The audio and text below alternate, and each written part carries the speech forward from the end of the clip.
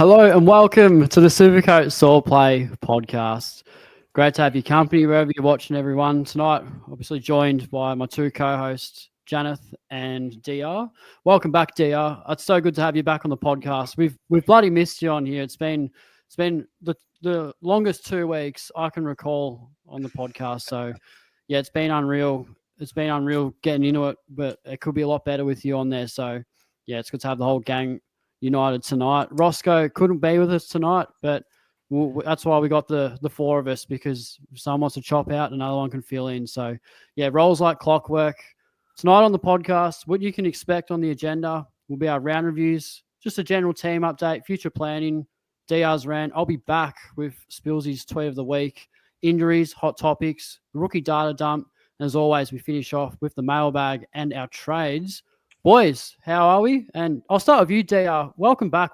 Fill us in. Give us a bit of an update on what you've been doing. And yeah, mate, I can't stress how good it is to have you back on the pod, man. Oh, thank you very much, brother. It is awesome to be on, mate. Yeah, just been super busy. Back at work, which is really, really good. But yeah, a few little problems with the ticker, but on the meds and everything going fine there, mate. But yeah, just a very, very busy man. But time to get back into some Supercoach. I've been missing Tuesday nights, not being able to get with you lads and have a good Supercoach chat. But yeah, we're apt to be back, brothers, and things are going very, very well. Thank you very much. Janath, my boy, how are you going, mate? Up there in the middle? Looking good, mate, good. In that polo. Looking very nice in that polo. I think green's your colour. This is the nicest polo I've got in my cupboard, I will say. I love a good polo. Look, honestly, when I was designing them last year, I did not think they would come out this way. So absolute testament to the great work that Speedy Tees have done for us here. Look, had a great week, honestly. Took Remain, my fiance, to a first game at the G.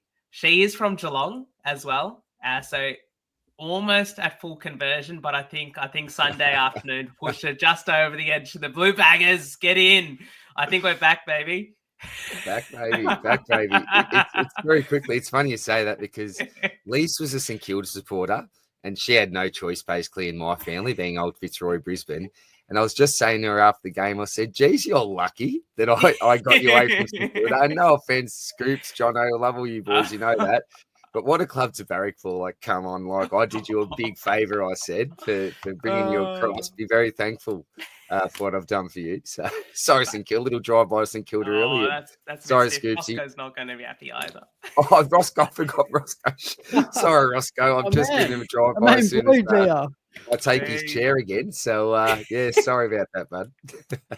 Look, but I had a great week. And yeah, looking forward to chatting all things Supercoach this week with you boys. Spillsy, what are you, 2 games into your professional footy career now? 3? Yeah, 3 games in. It's been going. He's off the bubble. Did he go up in price? On the bubble, yeah. What are you averaging? Well, it's a funny one. I've actually. Do you boys know the story? I don't think I've really told the story on the podcast before. I've kept it pretty separate. But after round 1, I actually got picked for my first senior game.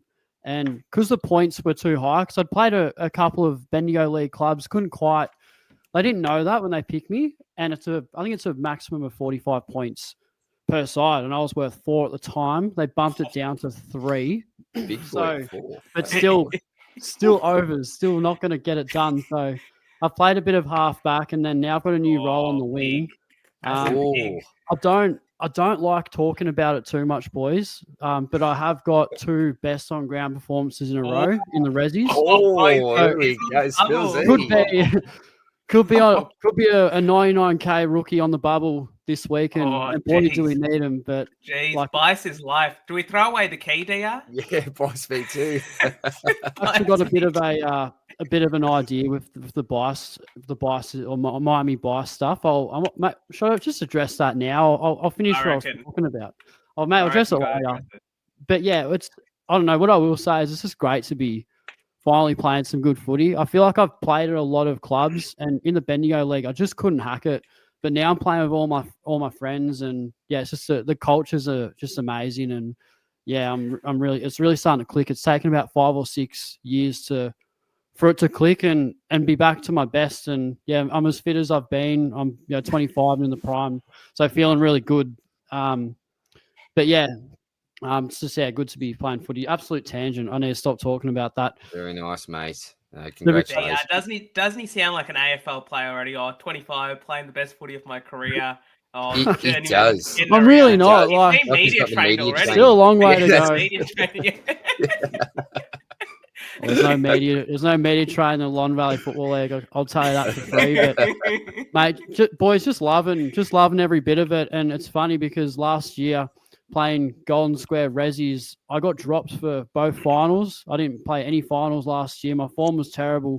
My confidence was so down, and I actually thought about retiring and giving it all up together and focusing on athletics. So yeah, the turnaround in a matter of 6 months, not even, has been so good. So I'm just loving every bit of it, boys. It's beautiful, mate. Not putting too much pressure on myself. Dylan Moore, he was out the door, member, getting delisted if you didn't have a good season, Dylan Moore. So you've just done a Dylan Moore there, Spilsy, with bigger guns and quads, obviously. I do appreciate you comparing me to him. I'll take that as a nice we'll give him compliment. a Johnny Noble type as well. Plays same position, drop for the finals. Yeah, that's career right. best footy now at the Suns. That's right. Go on, Spilsy. Sometimes you need to take a step back to take a step forward, and the league's nowhere near as strong, but it doesn't matter. I'm loving every bit of it. And if it wasn't for the point system, should be playing seniors. But I don't really talk about that too much, do I? But not on the podcast. So a bit of housekeeping, and just played on the weekend, and just dabbled in a bit of Supercoach, which we'll definitely get into in a moment. But before we do that, we've got to give a cheeky little shout out to our friends at Good Friday Appeal. $300 raised. Make sure you buy yourself some merch. So I've got the white classic hoodie, the OG hoodie, and we've got the 2 rugby tops underneath me with Janath and DR.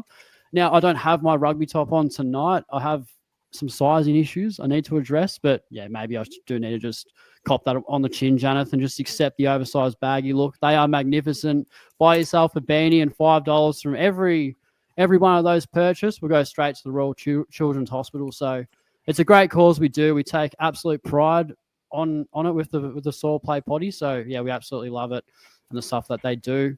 Also, shout out to the guys that make our wonderful products, Speedy Tees. They do a great job. So shop there for any sort of customizable merch and fast printing. So we love what they do as well. And also, before we get stuck into it, another shout out to, I suppose, our major partner, Gameday Squad. Use the code word PEANUT to receive $20 worth of free packs. Rossco and the boys just doing an absolutely amazing job with that. So a lot of thank yous to give out. And obviously we've got our cash cow as well tonight. So it will be revealed. What's that, DR? Well, we're not going to make it obvious, Spills. People are just going to have to listen very carefully for something. No one's getting it. Sticks out. No, I'm not. We will say we've got an intelligent audience, Spill. I reckon. We do. It's gone off once. It did go off.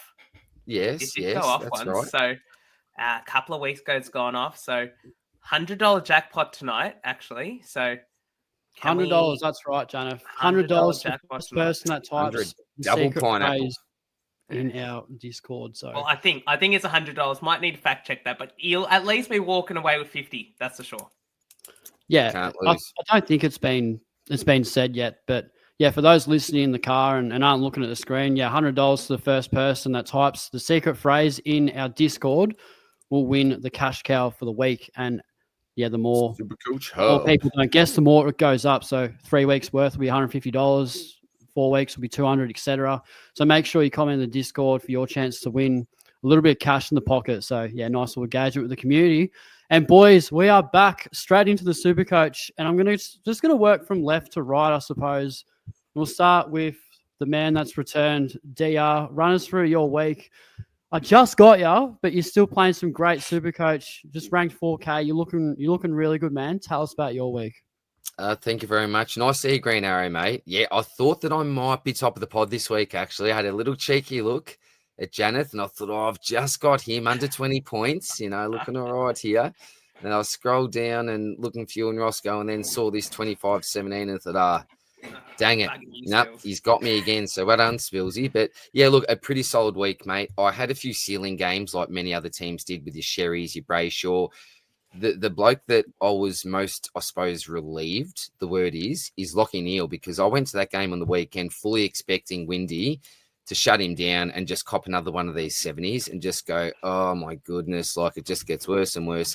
But the fact that they went to Clugs and just left Lachie alone, that was brilliant. And this is what happens, as I said in the round review, when you leave Lachie alone, he gets you 130 pluses. That's just what happens. So, yeah, very happy with him that he bounced back. You know, even Zorko back to his 105. The good thing was 35 touches, possibly a little bit underscored, but just good to see a couple of my own boys get back into form.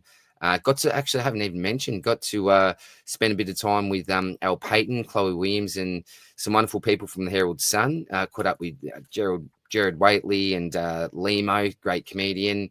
I ran into Peter McKenna, the great Collingwood goat. So met a heap of great people there. Anzac Day in the corporate box at the Herald Sun. So magnificent experience there. And then on the Saturday as well, went to the Lions Saints game, met up with Scoopsy and a couple of other legends that watch the channel, Clayton and Angus, who are more than likely going to have a question, I think, for the potty tonight, because they always do check out the mailbag. So, yeah, brilliant weekend and good to see my guys perform. So, targets this week, we'll wait till we get to the trades, but yeah, it's going to be an interesting one for me, mate. We'll wait and see, but we're going left to right. You're next, mate. A 25-17 top of the pod. Tell us all about your Supercoach week, brother. Oh, just, mate. I got you by like 4 points, and there's honestly nothing in it. It was a good week. It was a funny one. We bought in Nick Dacos, which just sounds so good in theory, but who do we trade out to get him in? Well, yeah, one Humpty Bear who just popped a 150 out of his ass. Like, where did that come from? He had the easiest run in history. He's had back to back. He's had North and Richmond, couldn't get it done. You think, look, you can't even do it against Richmond. I mean, what's going on this pick? It's the biggest troll. Biggest troll, yeah. I think all the Eno said the this on pop the Fantasy car Take tires TV. or slash the tires. Yeah, exactly. No, Eno said this on Fantasy Take TV. He goes, like, you probably deserve that. The ones that trade him out probably deserve that for picking him because he's just such a dodgy pick. Yeah. He was okay, but like still made money, but just not that good on field. So I suppose it's good. Hindsight's good. We just don't worry about him anymore. Got me Nick Dacos. We don't really care. So I VC'd him for 125, and I'm definitely banking that every day of the week. I don't know about you boys, but obviously missed out on Brayshaw or Cherry 150 plus, which would have been massive. But I do have both of them in the side, which was good. Like Neale was obviously amazing. Connor Rose's redeemed the season with this junk role, probably top 4 to 6 defender at the moment, let's be honest. So when DPP comes, that's going to be a really handy acquisition. Defense has just been so solid, like Shees, Clark, Zorks, Roberts, and then one Miami bias. I love this, man. I know the bet didn't get up, boys. The VC didn't get up. It's been so good. But there is a cheeky thought in my head where I just do it anyway. I mean, I'm so tempted. I reckon it would be the funniest thing, just iconic. He's got to be the best rookie we've had in Supercoach history. He's right up there with like 2019 Riley O'Brien. Like he's the epitome. He could even be a cheeky D6, D7 for us if he just keeps popping this sort of form. He's averaging 90 in the first season, which is just unbelievable. A couple of other things, Cerra. So he might miss a week, popped an 80. So he's one that I might be tempted to hold. That'll be a massive discussion throughout the week. And yeah, forward line just sort of serviceable. We also bought in Flynn as well. So not a whole lot to sort of touch on. Pretty stock standard, but yeah, really starting to find some form. And I guess more importantly, boys, like we're ranked 4.9K, but we've got 25 trades left, but 4 boosts left as well. So yeah, really saving them. And then I think once the rookies start coming, we'll just be able to boost virtually every single week and have a completely upgraded side by hopefully the buyers. So yeah, we'll just ride out and see what happens. But yeah, I guess right now would be a good time to touch on Rossco's sort of side. I don't have his side in front of me, but obviously, yeah, he didn't have his best week. It's been an annoying season for him. And look, what I will say, man, is you're not the only one. And I watch Shorty Supercoach religiously. Obviously, he's a great mate of mine, and he's having a bit of a dirty year as well. He's ranked around 40K. But what I respect about him is he sticks to his gut.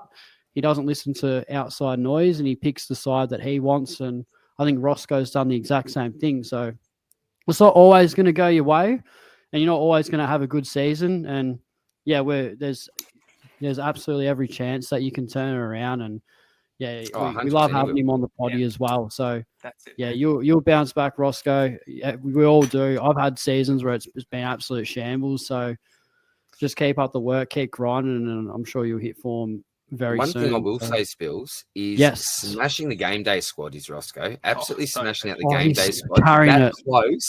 That close to weekly prizes at the moment. Right, he is right up there. So although the Supercoach at this stage, it's a very, very, very long season. A very, very long season. At this stage, isn't traveling really smoothly, but the game day squad that Rossco's put together, elite. So he'll be putting out some content as well in the next couple of weeks as well in regards to the game day squad. So yeah, shout out to you, Rossco. He's just super busy at the moment. Rossco just cannot even think about Supercoach at the moment with how busy his life is. But yeah, he'll be cracking in again soon. Good on you, brother.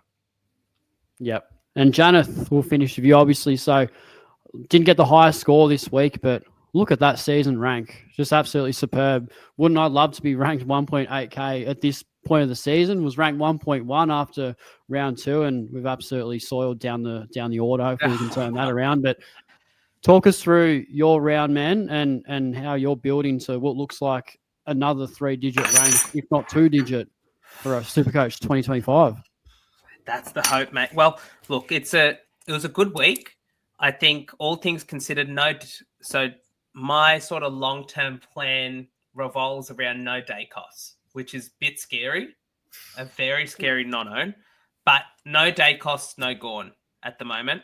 And that's what the team looks like, because I feel like my rookies, the thing that's keeping me in every week is that my rookies are making so much cash that it's kind of scary how much money they're making and how quickly they're making it. But I just want to eke out every single dollar out of these rookies. So when we think about sort of like the Sam Davidson and Murphy Reeds, they may have hit the wall, but I'm happy that I held on a couple of extra weeks just to get that extra 25, 30K out of them. And which is why maybe the score isn't as good as it could have been. But Reid versus Pryor was unfortunate. I just didn't see Zach Reid playing this well in the wet, honestly. Nah. The matchup data suggested Pryor, as I mentioned on the episode last week, but Zach Reid he's a super talent. He can hold his own. He can kick the ball well. If he stays injury-free, I guess this is what we were waiting for. We knew he could make the 180K he's made so far. It's just whether he would survive until now. And he has. And he looks a really good player. And I'm really happy to see, not just from a Supercoach lens, but a player that's been so injury-maligned to actually get the run of it that he's got. Really happy. Even as a Blue supporter, it's just one of those feel-good stories there. So did VC Andy Brayshaw, and just love watching him. Like the way that he's getting the ground balls, he covers the ground so well, he's tackling well. He didn't even get on the scoreboard, but it's like you just feel like he could get that goal out of nowhere. And the thing that I love most, and I always love it with my VCs, is seeing someone be on 25 a quarter time, but 5 minutes into the second quarter, they're on 45.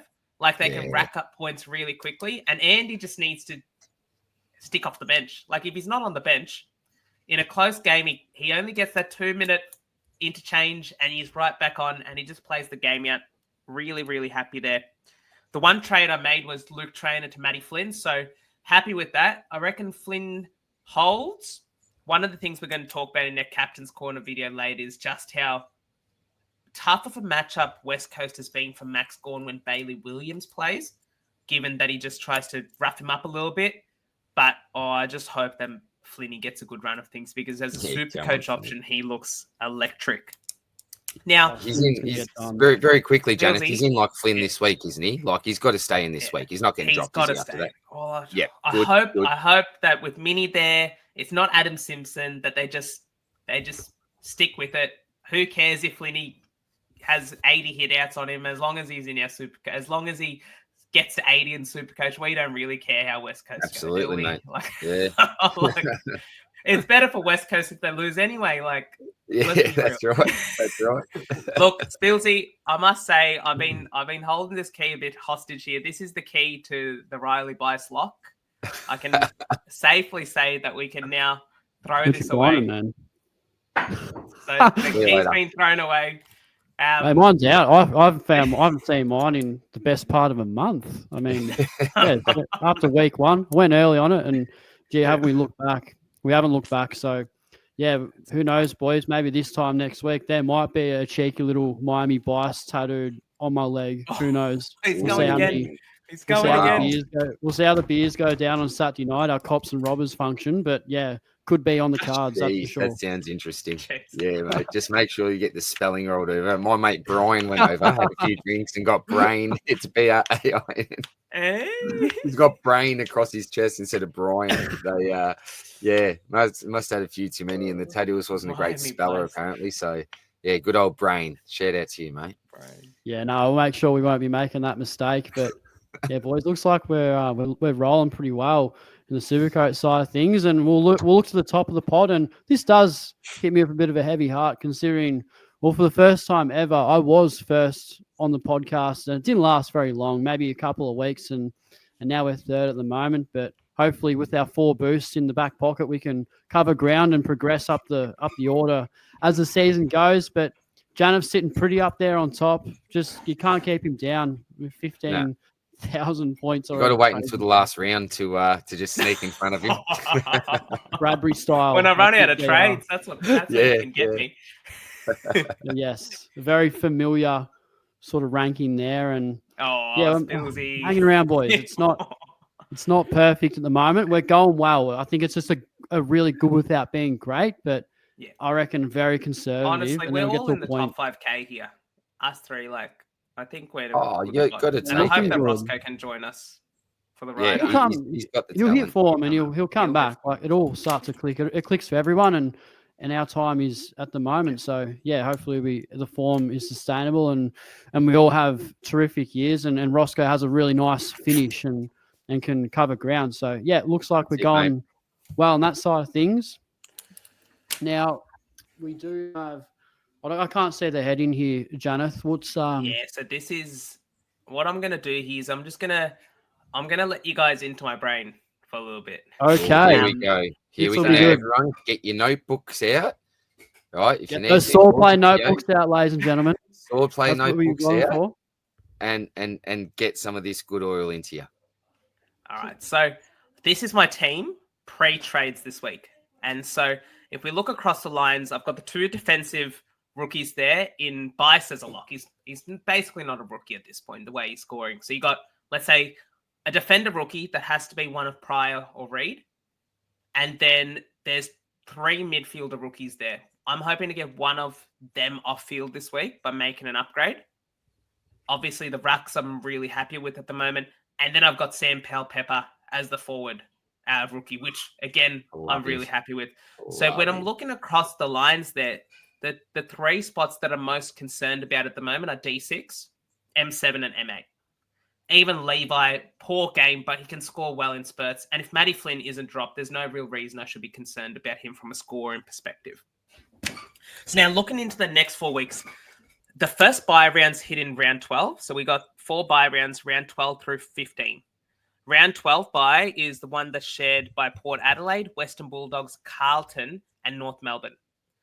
When I'm thinking about the bye players coming off that, now that I've brought back in Jason Horne-Francis, who's at M2 at the moment, I've basically got Horne-Francis to go into F6. So that's my forward line complete with Rankine, Smith, Petracca, McRae, Daniel, and Horne-Francis. When Powell-Pepper goes, that provides an option to get into midfield. So when we're looking at things from this perspective, it's the midfield that will need the work over the upcoming weeks. And so when I look at, the reason why I was mentioning that round 12 bye is we got Bont, Pally, and Butters both coming off that bye, going into round 13. And I think the best thing to do from a planning perspective is to almost pencil in one of them to be your trade-in target at the end of that round. Now, to do that, we need to plan strategically leading into that round. My ideal midfield 8 at the end of the team is I'm not going to trade out Josh Dunkley. Yes, he's been poor. Yes, he's lost his centre bounces a little bit. But if he's at M8, it's not the end of the world. I'm really happy with Andy Brayshaw. But then I've got M2 to M7 basically to fill out in my team. And so the players I'm really considering there are the three big boys that are missing. Bont, Butters, Dacos, Merritt, Sarong. And then I've got another option. That option is the player that I'm thinking about going this week, and that's Jordan Dawson. Now, yes, Jordan Dawson has arguably had the poorest kicking season of his career, but he's under 500k. Now, DR, I don't want to open up old wounds here, but when Jordan Dawson was performing poor last year, if you remember back, I'm just going back from that perspective. But when he was performing poorly last year, right, you could almost sense that he was going to bounce back. Right, he's too good of a player to not bounce back, both from an AFL sense because he's arguably not playing well. He had no touches or no stats in the fourth quarter against Fremantle in a game that they lost. I just don't see a world where he can't bounce back to at least 105 because right now he's averaging 99, but he's had poor scores, and that's what's really bringing his average down. So that's the upgrade target there. But when we look at the assets, and I think this is where it's really important to consider the state of your team, because something which I guess all coaches sort of do is we sort of overestimate just how healthy our cash gen is. And so we bring in the blokes like your Dacos, you go for your Butters, you go for your Bont. So by the end of the day, you've got 4 300k rookies and you've got 3 midfield spots to fill out. And so you have to fill them out with 400k players. So what I'm trying to do here is I'm trying to plan into the future. We were having this discussion off air, DR, that 2 of the assets I haven't listed there. So in terms of them, right now I've got Riley Bice, 371k. Jackson Pryor, 286k. Zach Reid, 298. Murphy Reid, 308. Davidson, 310. Lindsay, 227 and rising. Max Hall, 270 and rising. Archery, 250 and rising. And that's excluding Power Pepper, 378 and rising. And on top of that, you've got 2 really good cashed pieces that I think we sort of have to reserve for Marcus Bontempelli and Sack Butters, and that's Adam Cerra and Clayton Oliver. Yes, it feels tempting to move off them, but I think that's the only way where you can reasonably, without using 3 or 4 trades, get up to those really high players because you're going to want them in at some point. And so what my next future weeks looks like setting up those Cerra and Oliver trades is moving on those assets listed there for your Jordan Dawson types. Jack Sinclair's 570 with a break-even of 167 this week. Now, I'm just going to point out that Track Watch has mentioned that he may be playing forward mid, but that's the beauty of getting this extra week to sort of have a look at what role he's going to have. Because if he's playing forward mid, I don't want any part of Jack Sinclair in that defensive role. Naz is playing midfield. Brad Hill's going back.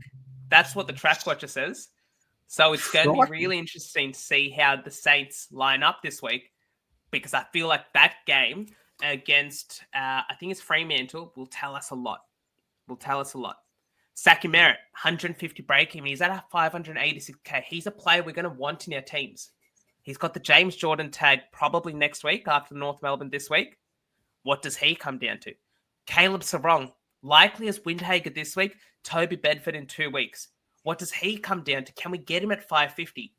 So that way, if I can get Dawson, Merritt, Sarong in the next 4 weeks or next 5 weeks, let's say, before the buys, and still have money to get Dacos, Butters, and Bont on the other side, that I think is the way that I'm thinking about it at the moment.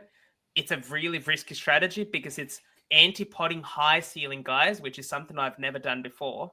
But with the amount of cash gen that's here, I think that is the best way to go about it long term.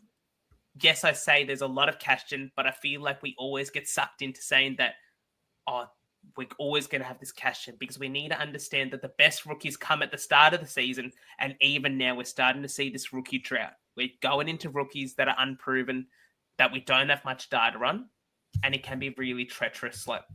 So boys, sorry for the ramble there. That's basically my thought process over the next month or so and into the buys. Ramble.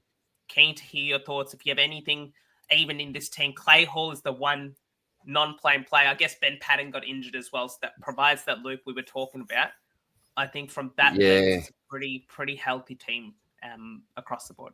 That's what I was going to touch on. There'd be so many coaches at the moment looking at your bench going, "Oh, you bugger, you mongrel." Like, look at that cash gen. Like, you don't look. You've got your Clay Hall, but one thing that really stands out to me is that Archer Reid selection.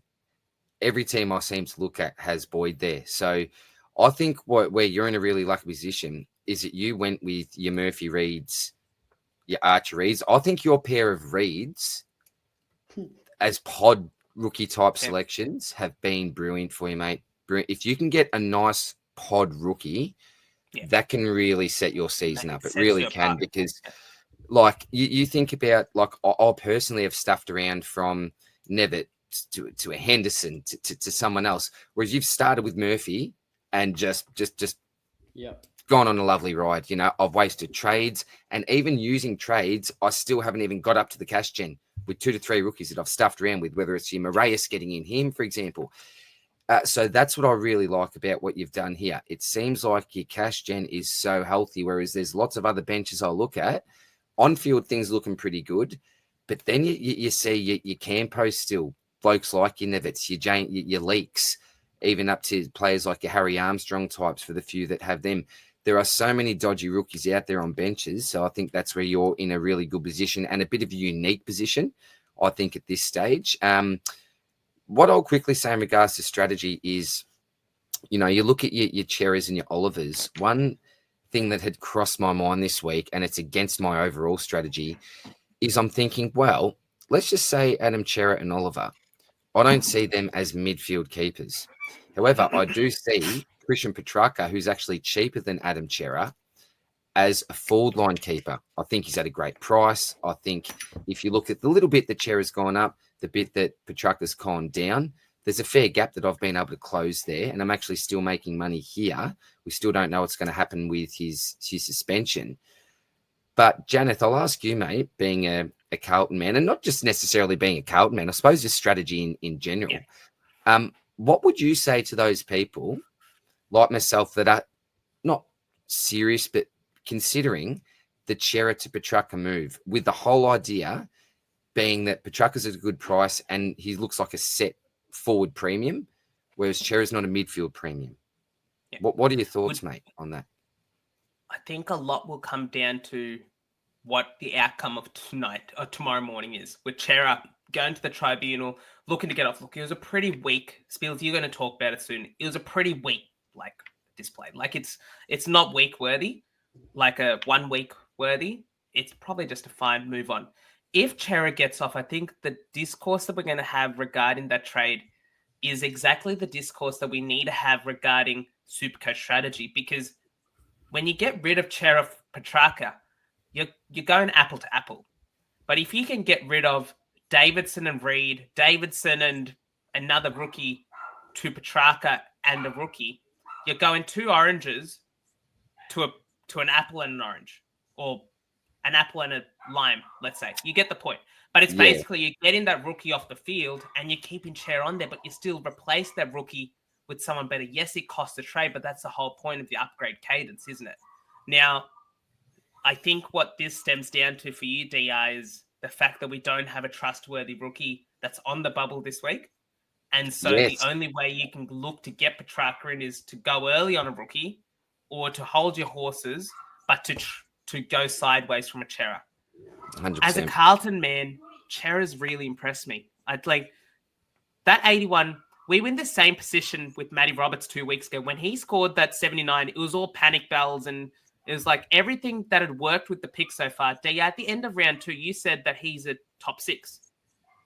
And I'm not saying he was you, but other people were saying that Matty Roberts, he was obvious. He was an obvious trade out at the end of round 5. I'm like, whoa. But nothing's changed this role. Riley Bias has come in, but nothing has changed.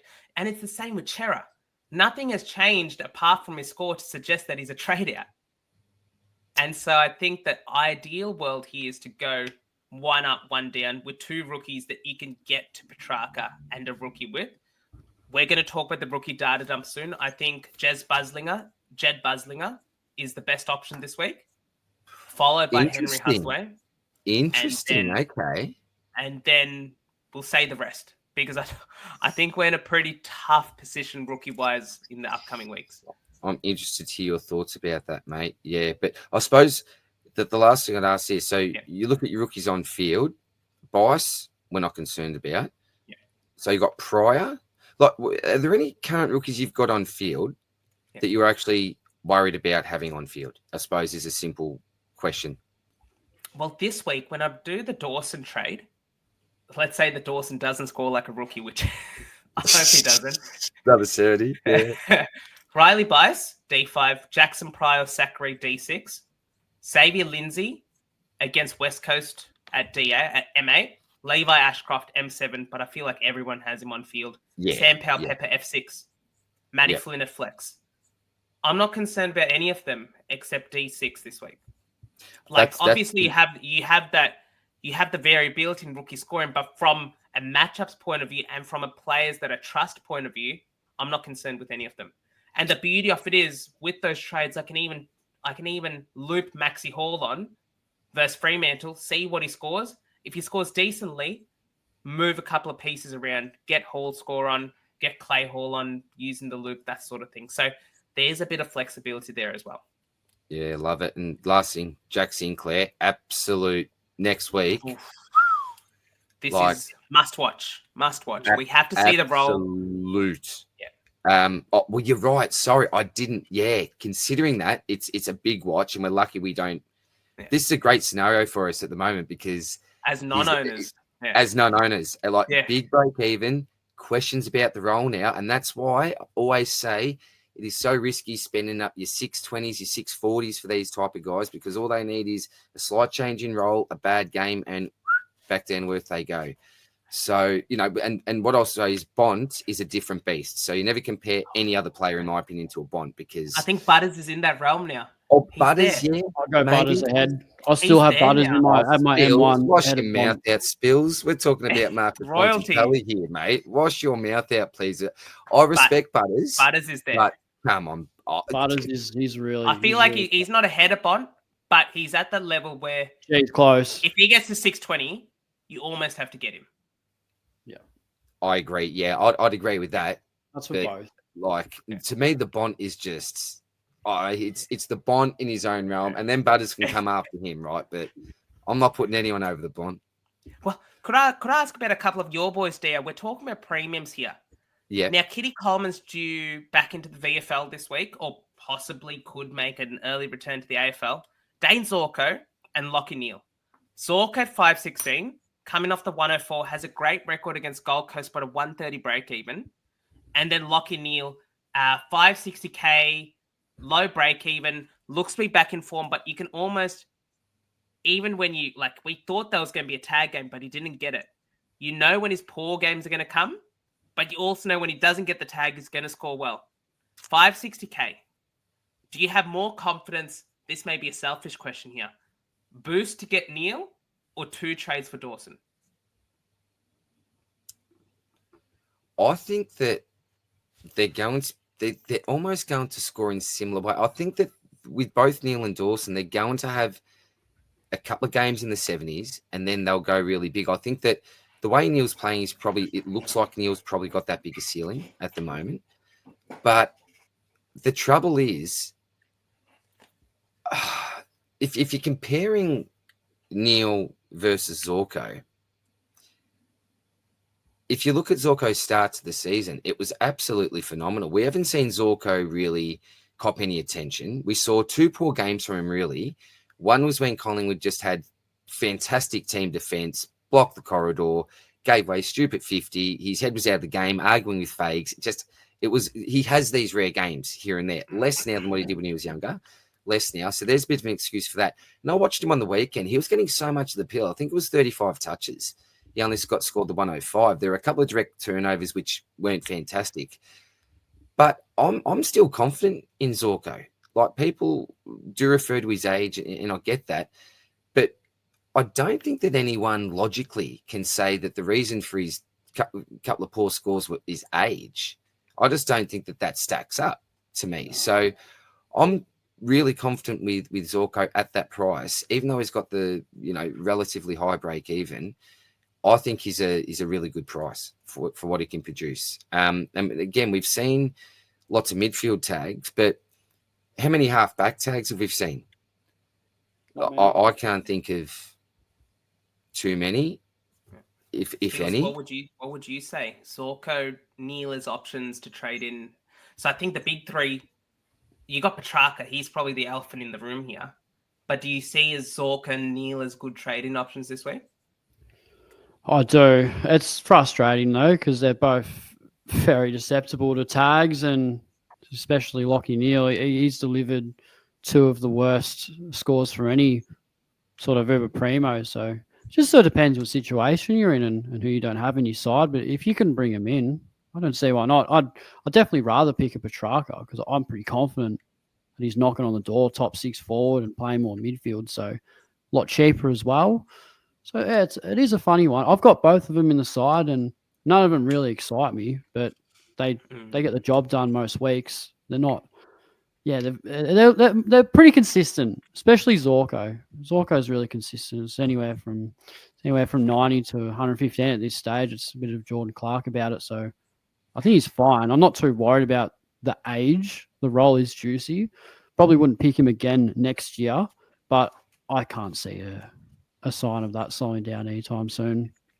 Zorko's floor's been 70. So just to remind you about his scores, 139, That's the worst case 135, 94, 82, 70. So you don't like that, but 94, yeah, we're living with that. Look at what some of our premium The is. matchup though, that was a premium matchup.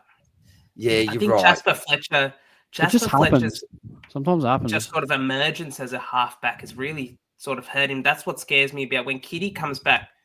Unless Fletcher goes back to the wing, you can't have Zorko, Kiddy, and Fletcher and Wilmot sharing the ball around, can you? For at least one of them to be Supercoach relevant. No, do you know what? I don't think that Kiddy is important enough to shift Zorko necessarily out of that role. Because I don't think so either. Zorko in that role, we went all the way last year. You know what I mean? We've won all but one game this year. So I don't think that we're not talking Bont is coming back into the team or Trelawney. They are just so automatic ins and such a huge piece of the puzzle. We've done it without Kiddy. You know what I'm saying? So I don't think that he comes in straight away and demands this huge role. You know, I'm pretty sure that Chris Fagan would just be more than happy just to get him a couple of weeks in the VFL and then bring him in. And do you know what? I would not be surprised, say, if Kiddy was a starting sub for a game, just to start him off, for example. I think that our expectations maybe need to temper with the pick because this bloke's just been off with a knee. Do we think he's going to come in and just take Zorko's role? Like, this is staying Zorko as well, all Australian. Like, Zorko's no mug, you know what I mean? So I don't think that, and I think Kiddy's a really important part of our future, and I think he's going to be a great cog for us. But I don't think it's like Kiddy comes in and all of a sudden, I'll see you later, Zorks. Kiddy's in. It's like, no, you got to respect Zorks. He's captain, former captain, best and first, whatever, and still producing really good football. So, hey, it may have some sort of an effect, but I don't think it'll have the effect that some people may be worried about. Personal opinion, though.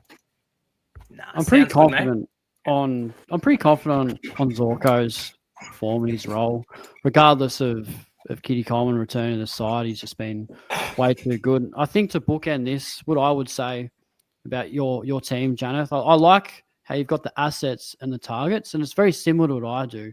Because let me ask you two this question: what is the number one word when we think about Supercoach? Just straight off the bat, what comes to your mind? Stress. Money. Yes. Yeah. Money. What about value? We think value. Yeah. I think value. And when I pick a side, what I've done this year, I think really well, is target value when it was there. We're picking up Dacos last week. You're not going to get him any cheaper. Picking up Petracca this week. Okay, break even's down to 70. And just toying with that. And I like how you've got a Dawson here who's still 104.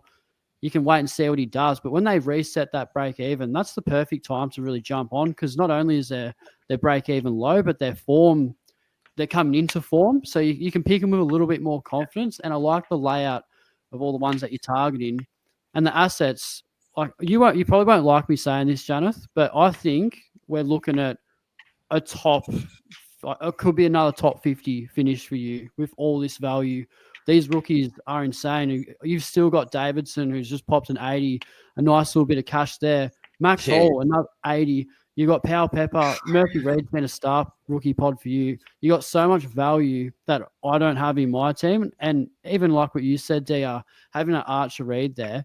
And if you keep playing the way you are, Janath, with this value stuff and not paying up, you're gonna end up with an elite side. And I'm with you in a sense of Cerra and Oliver to Bont and Butters. I think that's the way you get it done. But that'll absolutely depend on whether Cerra gets off. If he doesn't, I'm probably leaning a little bit more towards DR. And the fact that Cerra, I don't think is a keeper in the midfield, but Petracca is in the forward line. So that might dictate my decision. But yeah, I'm very happy to hold Adam Cerra at 512K. I think there's so much more meat on the bones with this pick. He's just been ultra consistent up until this point, and I think he'll find his way back. So yeah, mate, I absolutely love what you're doing with your side, and it's a really good discussion because as good as it is to pay up for the primos and the Ubers, what's Ab says you got Ferraris. For every Ferrari is a spud. I think you need a little bit of diversification there. So, and this is diversification, a beautiful balance of value, and then you get there. You're going to get the Ferraris, but you got to be patient. They will come. Nice team. Sorry, I know you're going to bookend. This has just quickly come to me. Sorry, Jane. I know I'm working on it. I'm trying. There may be a couple of people even thinking this. With the lack of downgrade rookies this week, so I don't know what his breaking is, but I'm looking at Archer Reid sitting there with a 33. So I'm thinking, well, with that 33, I don't know what he scored previously. The cash gen may start to stall. Is this the week to get out of him to you? Because who are you trading Archer Reid to? You have to trade into a 99K loot, basically, don't you? Pretty much. That's going to be the play, isn't it, to get the money. Do you do that this week? Because there's no other. So my logic goes deeper than viewing Reid as a cash cow, because when I started to pick him at the start of the year, yes, he has the opportunity. So there's a couple of reasons for this. One, so now if Matty Flynn gets dropped, or for whatever reason, Flinny is out of the side because he moves on as a cash cow, I've got no ruck cover. And I think that's where the Archer Reid pick, as a player that West Coast have basically invested in the season into, I can't see a reason why he's dropped out of the side, right? And so from my perspective, I think every player in the team needs to have a role. And so Cerra's role and Clara's role is to act as a stepping stone to get to Butters and Bont. Archer Reid in this side, yes, the cash that he makes is good. He's made 128K. If he made 50K, I couldn't care less, because the point of the matter is it may be points that I could get on field in a best 18 round. In the bye rounds, when Cherry and TDK are on the bye, and if I've moved Matty Flynn on by then, I don't have any ruck cover. And a lot of coaches may not have any ruck cover in that week, but Archer Reid is playing in that week. And he may get an extra 40 points that a lot of coaches may not have. And so that's where I'm viewing Archer Reid from, as that lens, because he's shown that he has the ability to get a 70 or an 80 and just bring that cash up. So I'm not so worried about when he makes the cash gen or maxes out in cash. I'm more so worried about the fact that he's my R3 and he provides so much flexibility in being able to bring in a playing R3 that's not good enough for the flex if they pop up, or move Archer Reid into the forward line, bring in a non-playing R3 or another R3 that comes up. It just provides so much flexibility. Worry about after the buys, man. That's it. That's what Archer Reid's role is, basically. Until there's another cover player that comes up, I don't see why I don't think I'd be moving Archer Reid on. It's not going to cost you much in value, man. Like he'll probably drop 20K here, he'll go up 20K there, but I think he'll hover around that price. So in the long run, that's not the purpose of Reid in this side, though. That's what it isn't. Get at. So it's not going to worry like trading. Like the only question I'd ask you, Janet, because this is taking all the flexibility positives out of it. Yeah. But is it worth, holding him? Just say if he starts to lose cash, is it worth holding him just for that buy for a potential 70? Or do you feel that, because he's also got the potential for 30, you know what I mean? There's never any guarantees with the rookie, right? Yeah. Would you be potentially kicking yourself? You're like, all right, I've held him. Let's just say for some reason, I know he gets close to the 210 mark, for example. Would you then be kicking yourself going, do you know what? I could have traded him in. I've kept him all this time. That's the risk. That's the risk you play. But I think the reward of holding him by far outweighs that. The So flex, there's potential. There's potential for it because to go either way. Could go bad. Because could the go thing good, is, bro. for anyone that has Boyd, you can't trade him to anyone unless he comes back into the side because he's not moving him on, right? And so you basically have a blocked R3, which means that any playing R3 that comes into your side has to go into the flex. So holding an R3, yes, I could move him onto a Charlie West, bank 130k, but I'm basically banking 130k in a side where right now I have cash in. And yes, I was mentioning before about the overstated cash regardless. It but doesn't matter what you do. I feel like if Archer Reid drops 30k, it's not the end of the world. No. If that makes sense, because I'm not viewing him as a player that's going to be my upgrade plans. He could, for instance, season long be R3 here and be ruck cover for the whole season because I just don't see a reason why West Coast would drop him.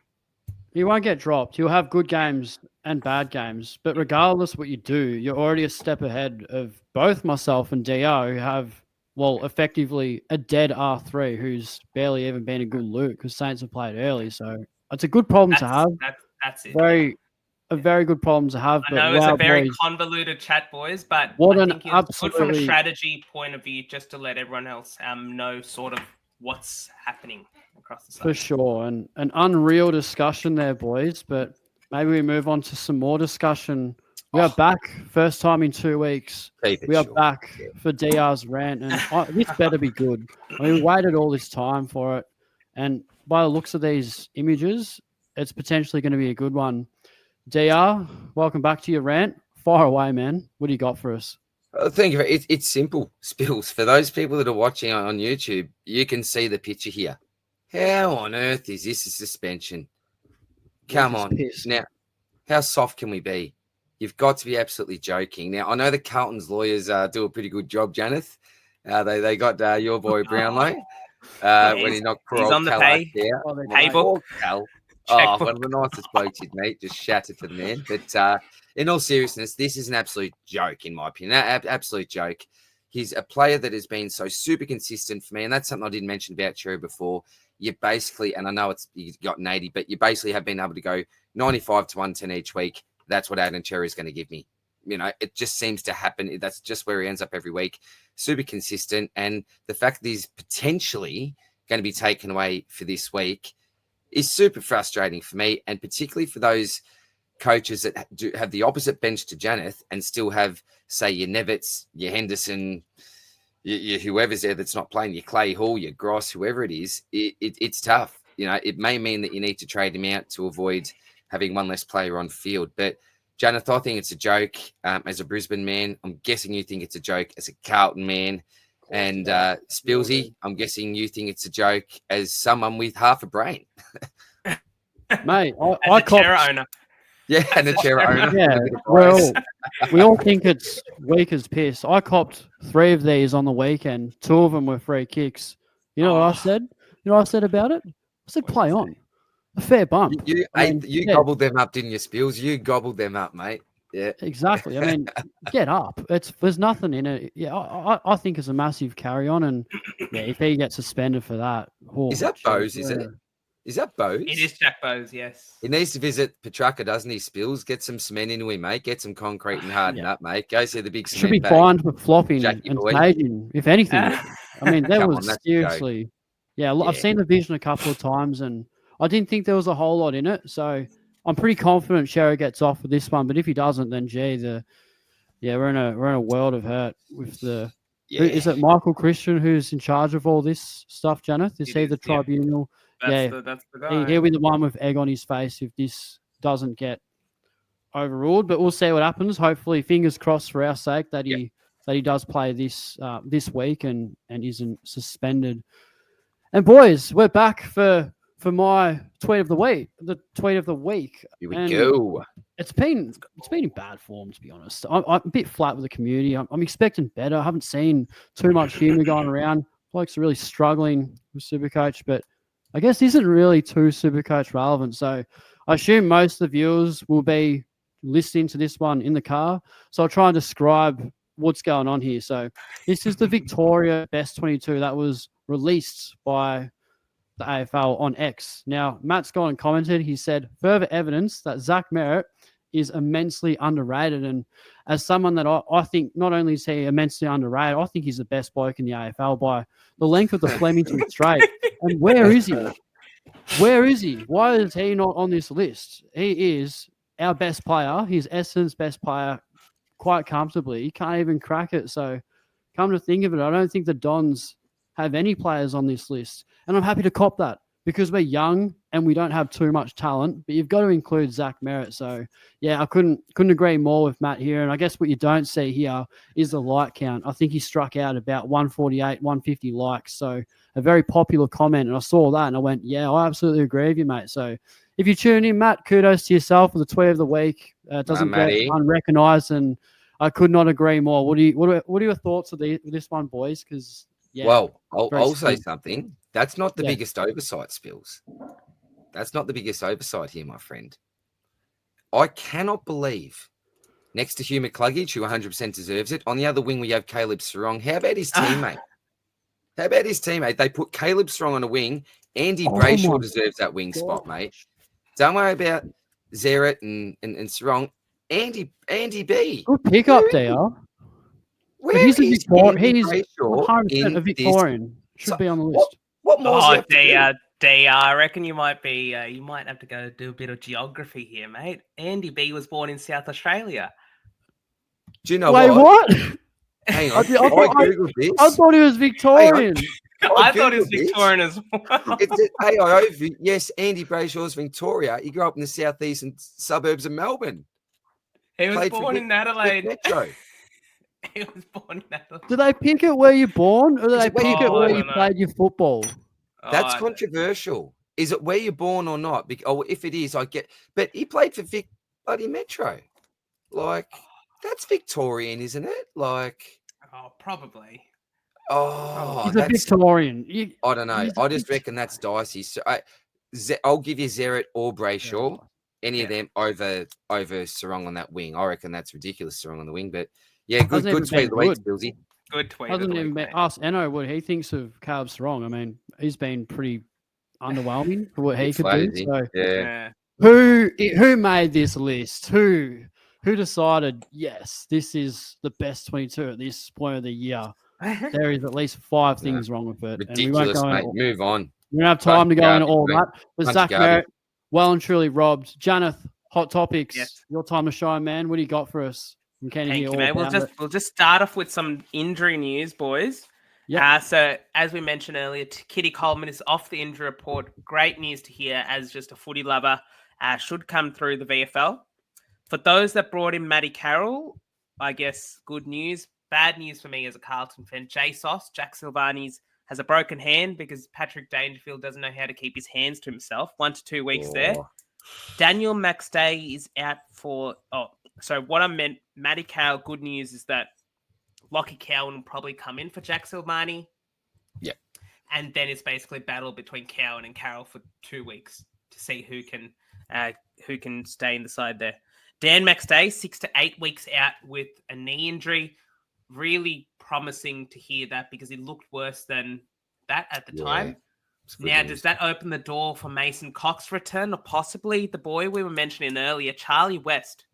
And I think if Charlie West comes in, that would open a possible can of worms there as well. But we'll cross that bridge when we get there. Jai Caldwell 1 week away. So I know that Dylan Shield was sort of a bit sus. Didn't pull up great, but he's not on the injury report.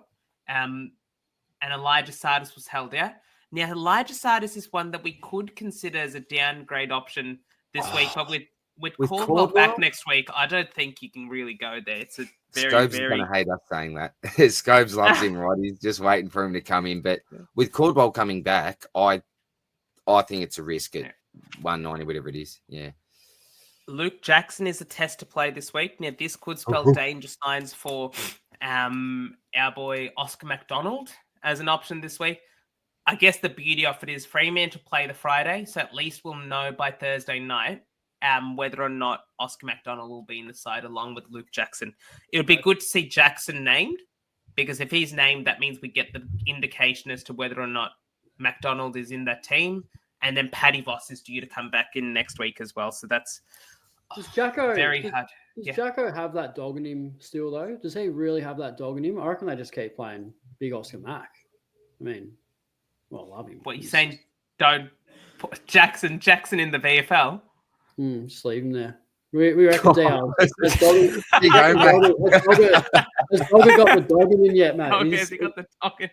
This is OMAC, mate. We're not talking about bloody Stuart Lowe here. Like... No, carry on, Janath. I couldn't tell if he was being for real there, but I reckon he was taking a piss at the end. Taking the P1 double. Yeah. Allegedly, Mateus Philippo's pushing to be available this week or next. I think this is going to be a really interesting discussion point, because if Philippo comes in and scores 90-90, I know we're in the middle of upgrade season, but it's you just don't know with a play like that. Like, he can score well. We'll definitely come out and see what that role will look like when he comes in. I'll tell you what, Caleb Daniel is one bad game away from being dropped, I reckon. He was awful on the weekend. He had about 3 out of bounds in the full, looked rushed. I don't know. He's scoring well. I don't know how Clarko's viewing him, but there was a bit of Sack Fisher traits about him on the weekend, that's for sure. King's been roasting him all year. Like, yeah. Oh, do you know what? I would take that. If you get Sheasel down back full time, I'd sacrifice Daniel for that. I'd sacrifice little fella. Sorry, Caleb. As long as it gets the She's down back and playing well, see you later, mate. Caleb probably watches the Swordplay potty. No offense, Caleb. We do love you, mate. And shout out to you, brother. Big fan of the channel, I hear. Alex Taru is out till week 4, round 14. If you guys watched any sort of footage on the weekend, absolutely clotheslined a bloke in the VFL. So that's a 5-week suspension, I think. I've never heard of him, man. Alex Taru? Never heard of him. He's the St Kilda top 10 pick from last year. Could be a very good, could be defender though. Like, the role's not great. Could be a downgrade option, but I reckon we get at least another 6 weeks until that happens. And Huey Boxall has been lighting up the VFL as well. So hopefully, fingers crossed, he's there or thereabouts. And then the last one I just want to mention, there's Ben Patton, TBD with the calf.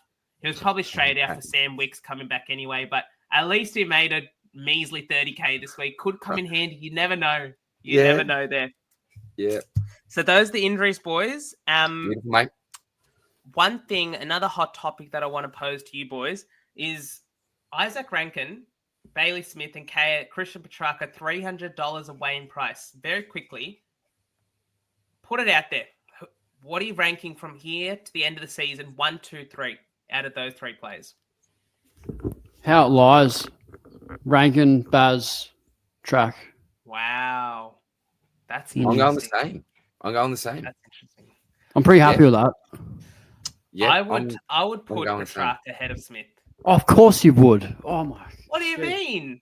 He's been your man. He's been your pod all year. So obviously, is this based off, Janath? Is this purely based off history and name, or is this based off what you like? I think I'm seeing more from Petracca. Like I'm seeing a lot from Smith, but Smith hasn't performed like this for a whole season.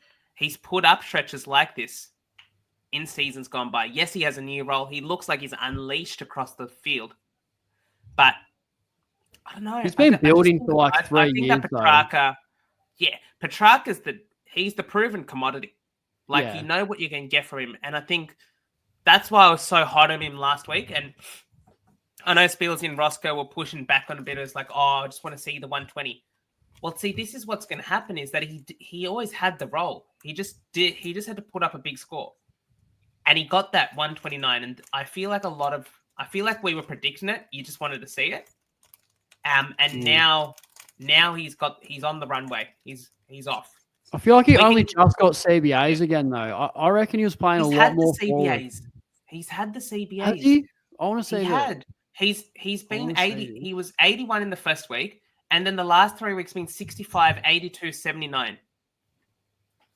At Geelong, for instance, Bailey Smith has gone 59, 78, 81, 66. That's the only thing I think, especially this week. I'm gonna go on a hot prediction here. I reckon Bailey Smith goes under 80. Playing Collingwood, that corridor is going to be like the Monash Freeway on a Friday afternoon. There's going to be so much traffic in that corridor there. You do not want to be there, do you, on a Friday? You do not want to be there on a Friday afternoon. Do you know what? To be honest, my main concern with Track, the last couple of weeks, he's looked pretty good. I don't think there's much of a coincidence that they're in Melbourne wins.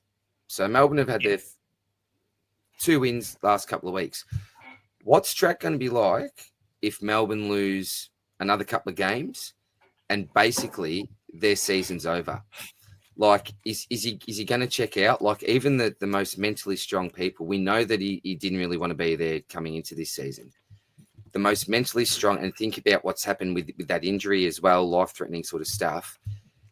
Does it seem like his heart's back in it short term because they've just won the last couple of weeks? Are we going to see back to this body language and like almost like he's disinterested if it's officially season over?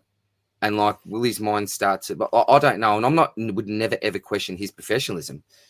But that's just something that's always in the back of my mind, and I've got a feeling that Petracca won't be the sort of player that is going to get ever too far out of reach for us. No. In my opinion, I just don't see him completely getting off the chain again, and at least this year, in his current circumstance situation, getting to that elite level. So in my opinion, I think he's a fantastic trading option this week, and I would absolutely trade him in. But I don't think that we need to be falling over ourselves. Like, he's under 500K, get that. But like, how far over 500K do we think he's going to get? Like, he scored 100 this season, 1 ton this season. That's the thing. At the end of the day, it's if he had 2 extra kicks in 4 games, he had 5 out of 7 tons. That's how close the margins are. And he's around the mark. Like, it's not, that's a good counterpoint. Because I know DR, you always mention like a 99 versus 100. It's 1 point difference, but it looks so much nicer, right? It does. But it's not like he's been scoring 70s all year. He's been a top 6 forward even without the tons. And now he looks rejuvenated. Look, I think the reason why I asked this question is because it can come out a lot of ways. And I don't think Isaac is foolproof either. Like, he is a player that needs to have that midfield role. What's to say, when we come to the rookie data dump, I'm going to bring up a rookie that a lot of coaches have sort of kept as an afterthought, but I think will be quite impactful for Adelaide moving forward. But I think you could put those 3 in any order you'd like, and they could all be reasonable suggestions. So great chat there, boys. I guess we can move on to the rookie data dump unless you boys had anything more to add to fallen premiums, strategy discussion. We sort of discussed it during my sort of strategy. Just one quick one. Just one quick one. Are we all happy to put Chad Warner 4? Sorry, 2. I want to add just 2 more players to this mix. Yeah, go on. Chad Warner and Matt Kennedy. As in out of those 5, or as in the forward mix? So including the 5, that forward mix. Yeah. We do have Warner and Kennedy a clear 4th and 5th there. Probably. Because we've also got your Horn. Sure, I don't know about Kennedy. I think he's playing his best 4-6 week stretch of his career. Yeah. We know that Chalor's coming back, but I've just had a few questions about Kennedy. My response has been, I think there are better options. I think there are safer options, and I'm worried about what could happen to his role. I don't think it's a set defined role. He could spend a little bit more time forward when other players come back in.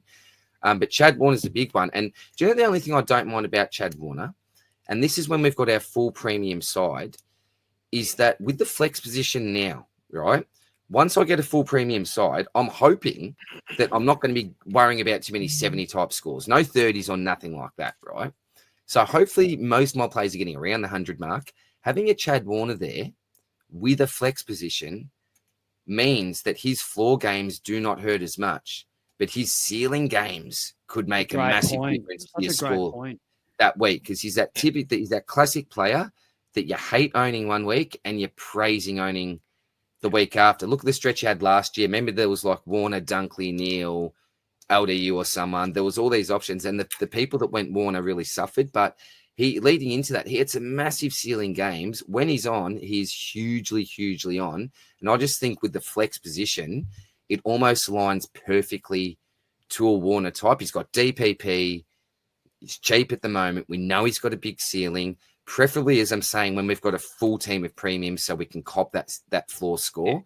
But that's just a quick thought with the flex position with someone like a Warner going forward with that big range, with that big variability, I suppose, in scoring. You were mentioning Petracca never getting out of reach. I think Chad Warner's the perfect case study of this, though. Remember last year when he scored the 140 and 170, I think he was back-to-back weeks, and we were all sort of clamoring to get him at 610K. He was down to 550 pretty quickly, because another great example of this is Matty Rao. And the issue for Matty Rao owners is that if you have a look at his scores in isolation, 137, 136, 74, 126, 130, 69, you wouldn't believe he's only gone up 7K. He's only gone up 7K from his starting price, because every third score, he had 137, 136, the 74, he only went up 8K. Then 126, 130. And then he scored the 69, and he's gone down another K. So it's like, that's the issue, is that because those sort of yo-yo types don't score consistently every single week, they will never put you out of reach, because they will always come down. Even if they have a good game like a 130, they can equally back that up with a 70, and all the good work you did in the previous week is undone by this week. And I think where's Petracca, so that's with Petracca, I know that I'm being a bit too optimistic here. And I started him with the hope that he would start off the way that he's playing right now. But perhaps he's the player that he doesn't need to get back to his 120 best, but if he scores a 110s, that's more of the player that I would prefer to have in my side, even with the flex, than a play like a Chad Warner, because you can afford that high upside on a different line as well. Fair like and a Dane reasonable, Zorko is another very good example of that. He's got the ceiling, but he's also got the floor. Yeah. Great chat. Yeah, great chat. Chat there, boys. Yeah, but ideally, and DR, you mentioned this with last thing with the flex. Yes, you wouldn't put Chad Warner in flex. He may have an F6, but I think in an ideal scenario, the flex here, I think we all don't own, is Max Gawn. If you get Gawn, Cherry, TDK, I think they're the ones you want. That's in your final team. That's what you want to have. Yep, 100%. Don't you reckon? No. Look, ideally, absolutely. I'm just, thinking I'd love long term with my flex to use it for flexibility as well. But I suppose once you've got your premium side, having that extra on field, I think it's fine. I don't think you need it. We've never had it before, so we don't need to rely on it. So, I'd agree. Ideally, absolutely Max Gawn. Yep. I think it'll work itself out. Now, moving on to what looks like the most dire rookie data dump I've ever seen.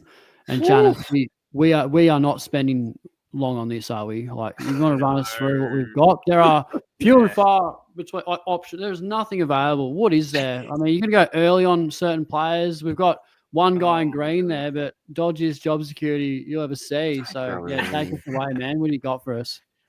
I feel like I'm doing a lot of talking on this potty, so I'll let you You're boys sort of do the discussion. I'll let you boys do the discussion. I'll set you up with the stats. So Oscar McDonald is the rookie on the bubble this week across the defense and midfield lines. He's got a break even of -64, scored 85 on the weekend, averaging 68 now. Playing St Kilda. If he holds his spot with Jackson in, I feel like there's been worse picks. My issue, though, is that as a defender only, he's almost like Matty Carroll. You can't have gone Carroll and McDonald in back-to-back weeks. That's what I was going to say. You're going to get screwed if one or both get dropped because there's no other outlets there. Yeah. And so that's where I would prefer to go with a Jed Buzzlinger because he's waited his time. Rossco was saying that he was the last, I think, 2022 draft pick, first round draft pick to get a game. So he's bided his time. Liam Jones has been dropped for poor form. 7 spoils on the weekend. He actually played quite a good game as well. So just watching a little bit off that game. I'm just going to bring the stats up here. 12 touches, 4 marks, went at 83%. It's a good game. Played a decent game. And the thing that I see is, yes, it's always risky to go early in a rookie in the case they get injured or they get dropped.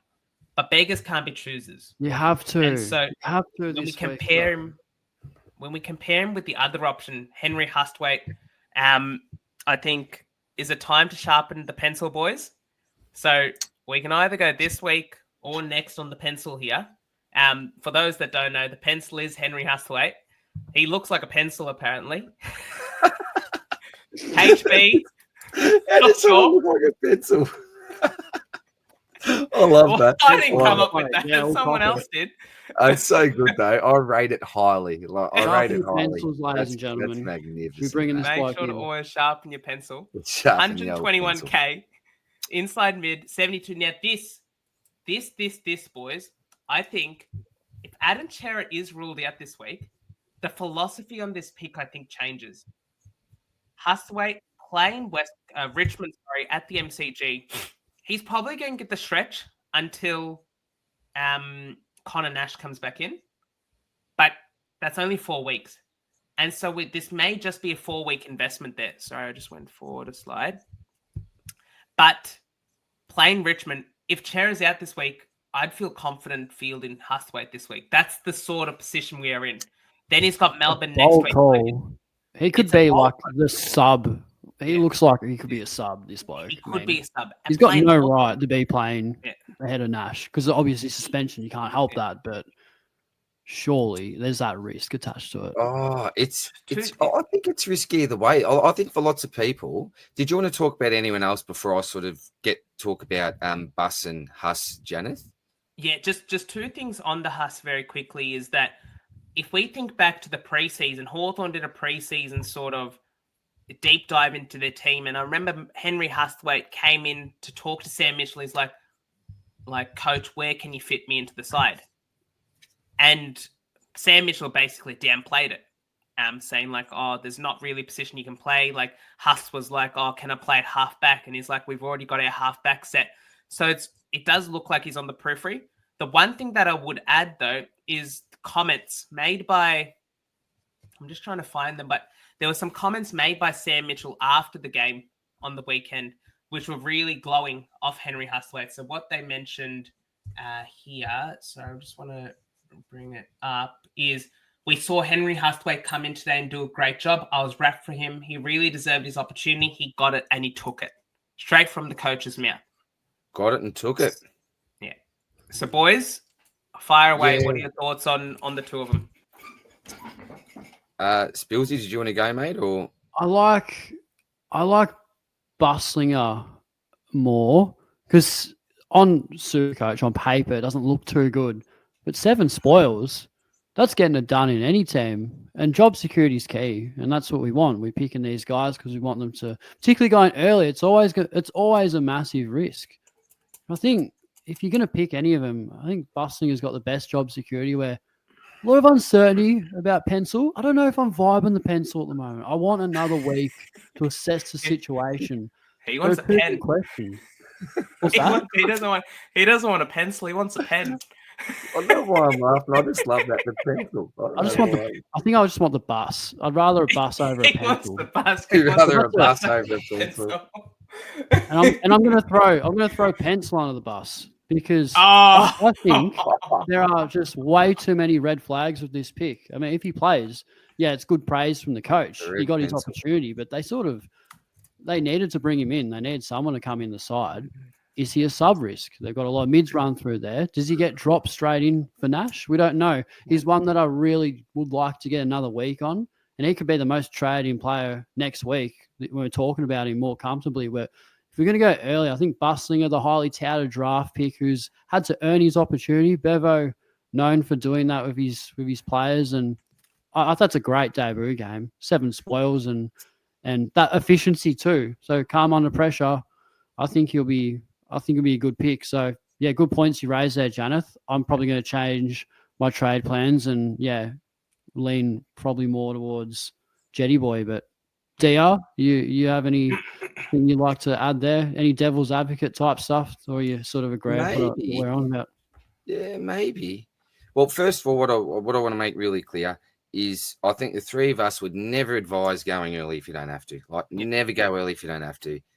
Get those 2 games under your belt. And you have to though. I'm such a big believer in this, right? I'm such a big believer in this, and I'm so paranoid about adding another dead rookie to my side that I'm almost prefer not to trade this week to get another week's data on him. I really, really do.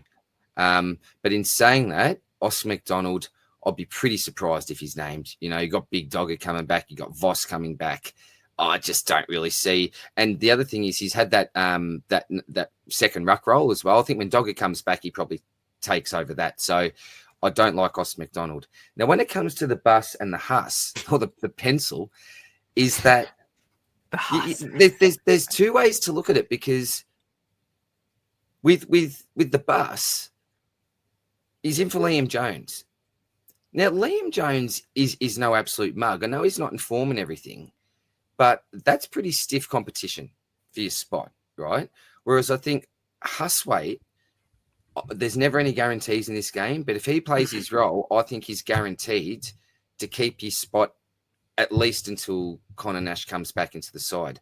So I almost feel like there's a little bit more of a short-term guarantee in Huswaite, but less long-term security, if that makes sense. So I think that I could see a good couple of price rises for Huswaite and almost be able to lock that in, given Nash is out for 4 weeks.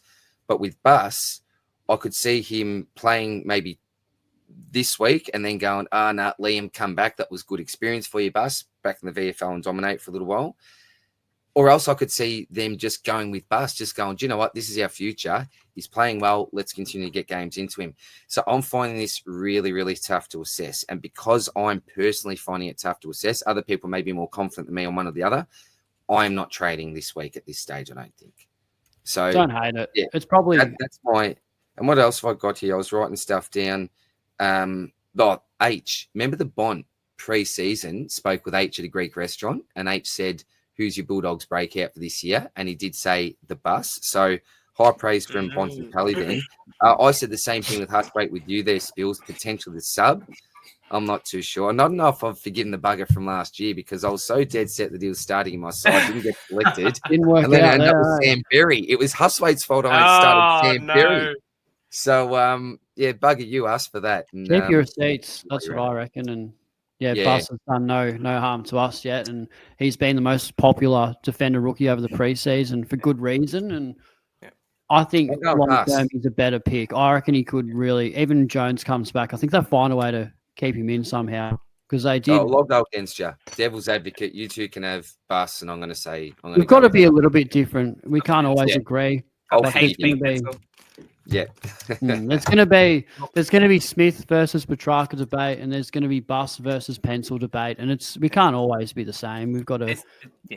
That's why it would be boring, wouldn't it? What if we all just said this maybe go down all time with the Sam Walsh versus Zach Merritt debate as well. Oh, wow. That's in a pecking order of its own, I must say. Look, boys, I'm not going to harp on too much about who to trade in, because I think it's very team dependent. I know personally, Murphy Reid and Sam Davidson are the ones that are on the chopping block for me, but they're equally fine holds, trades. You can do whatever with them. It just comes down to your personal risk appetite. The one thing that I sort of alluded to before. Now, boys, very quickly, who did Adelaide sub out on the weekend? Pop quiz. Can't remember. I didn't even watch the game. Just give me some guesses. Very quickly, without looking. Adelaide. Not injury related. I wouldn't even know. Is it bad? Is it bad sub out? It was Matt Crouch. That's right. Yeah. Yep. Sid Draper came on. He scored 5. Not great. But he's got a break even of 87. He's priced at 168.9k. Now, if that sub is anything to go by, if Matty Crouch gets a good spell in the VFL, Sid Draper, so he had that sub game against Freo, went into the 2s, had 28 touches, 9 clearances on the weekend. If he comes back in against Carlton, scores let's say a 50, he's going to be down to about 145k. And if he gets full games from here on in, I think Sid Draper may be the best trading option next week. And so he's a big watch. I like it this week. If he's not sub, he's a great player. I think a lot of it depends on Matty Crouch. If Matty Crouch can get dropped, go to the Magoos, then I think this pick may be very, very, very possibly successful.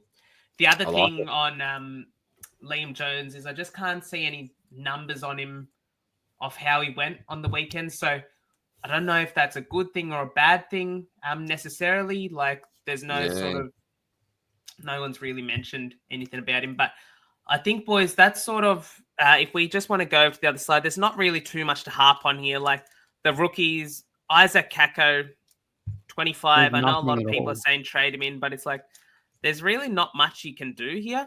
I think the one you can trade is Hugo Garcia. 98 break even after getting pulled in the second quarter. It was a bit stiff. Rossco wasn't happy. You had the game, DR. I could see it, mate. I watched the first quarter from the Medallion Club because my brother was there with my sister-in-law, and we were literally sitting right behind the bench, and I could see Ross giving him the ultimate all-time spray, and it was like obvious, like it was garnering people's attention. So yeah, big spray from Rossco, mate. He wasn't happy with something Hugo did, not in his Christmas list anymore. And very quickly, we just got to give a big shout out to the Pep, Salt and Pepper, Sam Powell Pepper. Yeah, back to back. We'll say tons. Round up the 98 to 100. I scaled him too with the DR scaling, so he can stay 3 in a row, mate. Feel free to let me know about it too. That I traded him out after. Oh, we won't. Actually, no, I don't think. I don't think I started him. I think I actually bailed out to save money somehow for the starting side.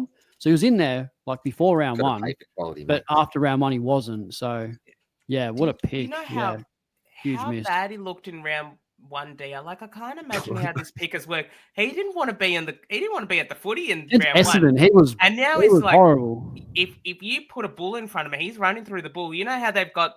I don't know if you guys seen it, but on Twitter they're doing a lot of this 100 men versus a gorilla. Who would win? If you put 100 Sam Powell Peppers against the gorilla, I reckon the gorilla's got no shot. Good luck to the gorilla. Like, I tell you what, the only reason why I kept him, Janath, leadership group. That's the only, faith. He's in the leadership group. Surely he's got to bounce back. He's got to roll in this club. So, yeah, lucky in a way, mate. Yeah, awesome, good boys. stuff here, boys. And I guess what last thing I'll say too is with Kako, easiest emergency got north, so hopefully he's so due for a good score. We saw it in the preseason, hasn't quite worked out for him. Didn't capitalize on the West Coast matchup 2 weeks ago, so hopefully this is a week. So yeah, make sure you chuck that E on him, and hopefully you can loop that score. Now, mailbag time, boys. 1 hour and 28 minutes into the pod. We'll see if we can get it around 2 hours. That's around the mark what we sort of go for. So yeah, we'll absolutely power through these. And who's reading these out, boys? Is it going to be DR or Janath? What are we thinking? Who's the quickest? DR, what do you reckon? I don't take any offense. Like poor Janath, I'll tell you what Janath's thinking right now. I can read his mind. He's like, I have talked for like an hour from an hour and a half so far. I can do it. I'll be super quick. I'm more than happy to actually take over the mailbag. We're going to be here for 2.5 hours. Janath's thinking I'm the only one to control the ship here with the mailbag. Janath, it's completely up to you, mate. No, I can take over all spills and we'll make it a 2.5 hour potty. That's right. I reckon Spilsy needs to nod off to bed soon, so we can. If we put him in charge, he's going to fly through this. So I reckon Spilsy, you can take control. I'll scroll down for you, but you can read out the questions, mate. Yeah, no, sounds good to me. So, g'day, Katta. Always a real regular. Like we love Katta. Hope you're all well. Started well and looking at keeping the upgrades happening, but with no downgrade options, I'm keen on, and most of my rookies still fattening up. Is that what you're saying there? Fattening up, thinking this. So train Cerra, not a top 10 mid, absolutely agreed. Petracca, top 6 forward. So a bit of a DR strategy. Oh, yeah, that's what we were talking about. I don't hate it. We know where DR stands. Janath, what do you recommend? Looking at this team. Keep in He's mind, got Ned Long in there. 27 trades. I believe that we're all on 25, aren't we, boys? So he's got 2 after this round. So he's in the same position that Spilsy and I are in, I think. You're on 25 trades to start the round, right, DR? Yes. Yeah. So I'm on 27 to start the round. Oh, you 2 up. Okay, yeah. Look, based off of the team, there's the cash cows to trade out is what I'm a bit concerned about. So, like, no Davidson, no Reid to do that simple 1 up, 1 down.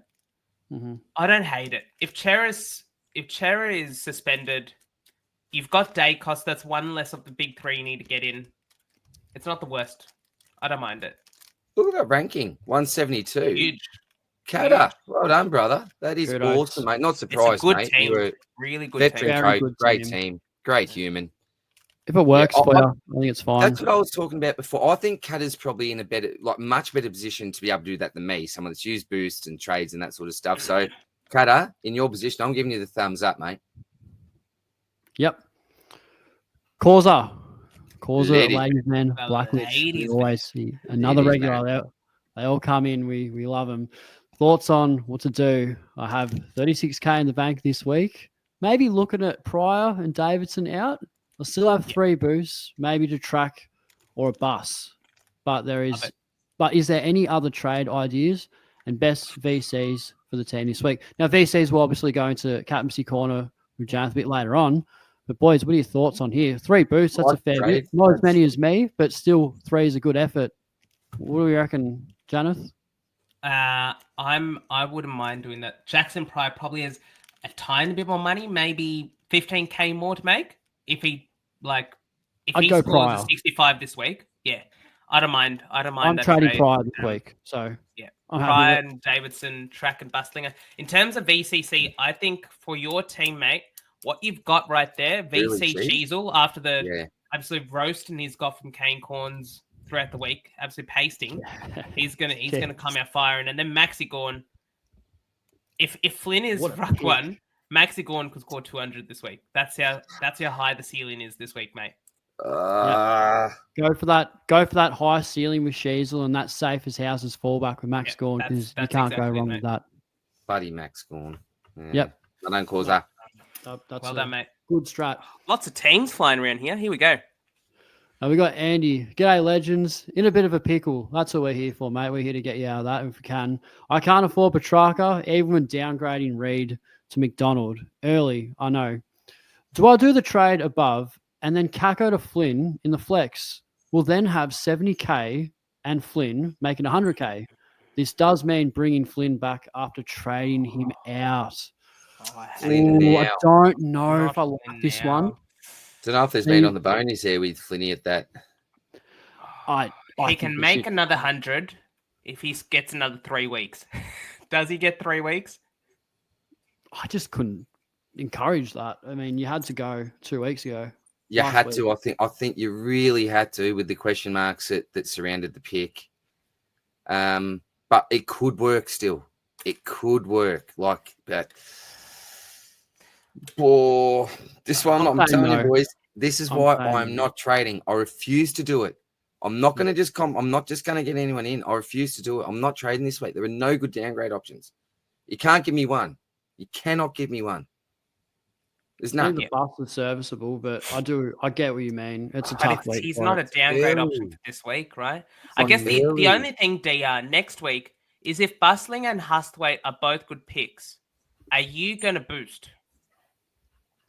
No, I'm not boosting for.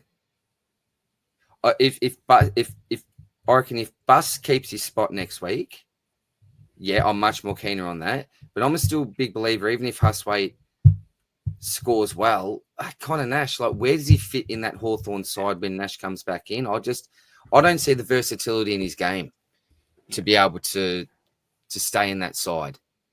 But I may be wrong. Does he just force his way in?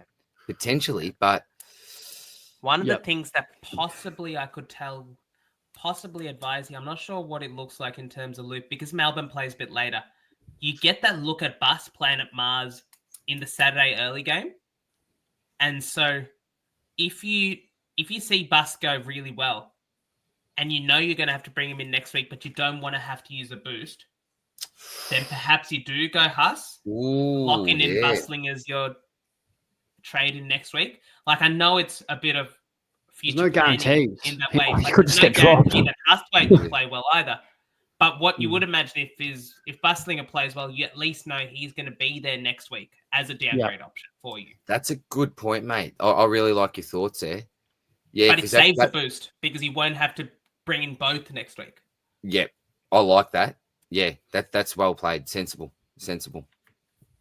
But yes, in this one, Spilsy, I'd say no. I don't think. Oh, I don't know. I'm saying no. I think there's other ways to do it. So many dead rookies on that midfield bench. Like, you got to fix them up. There's a better way to. There's surely a better way to get some cash hygiene in there. I don't know. I won't be worried about Flynn with that. And there's no DPP either. Like, it's a tough position.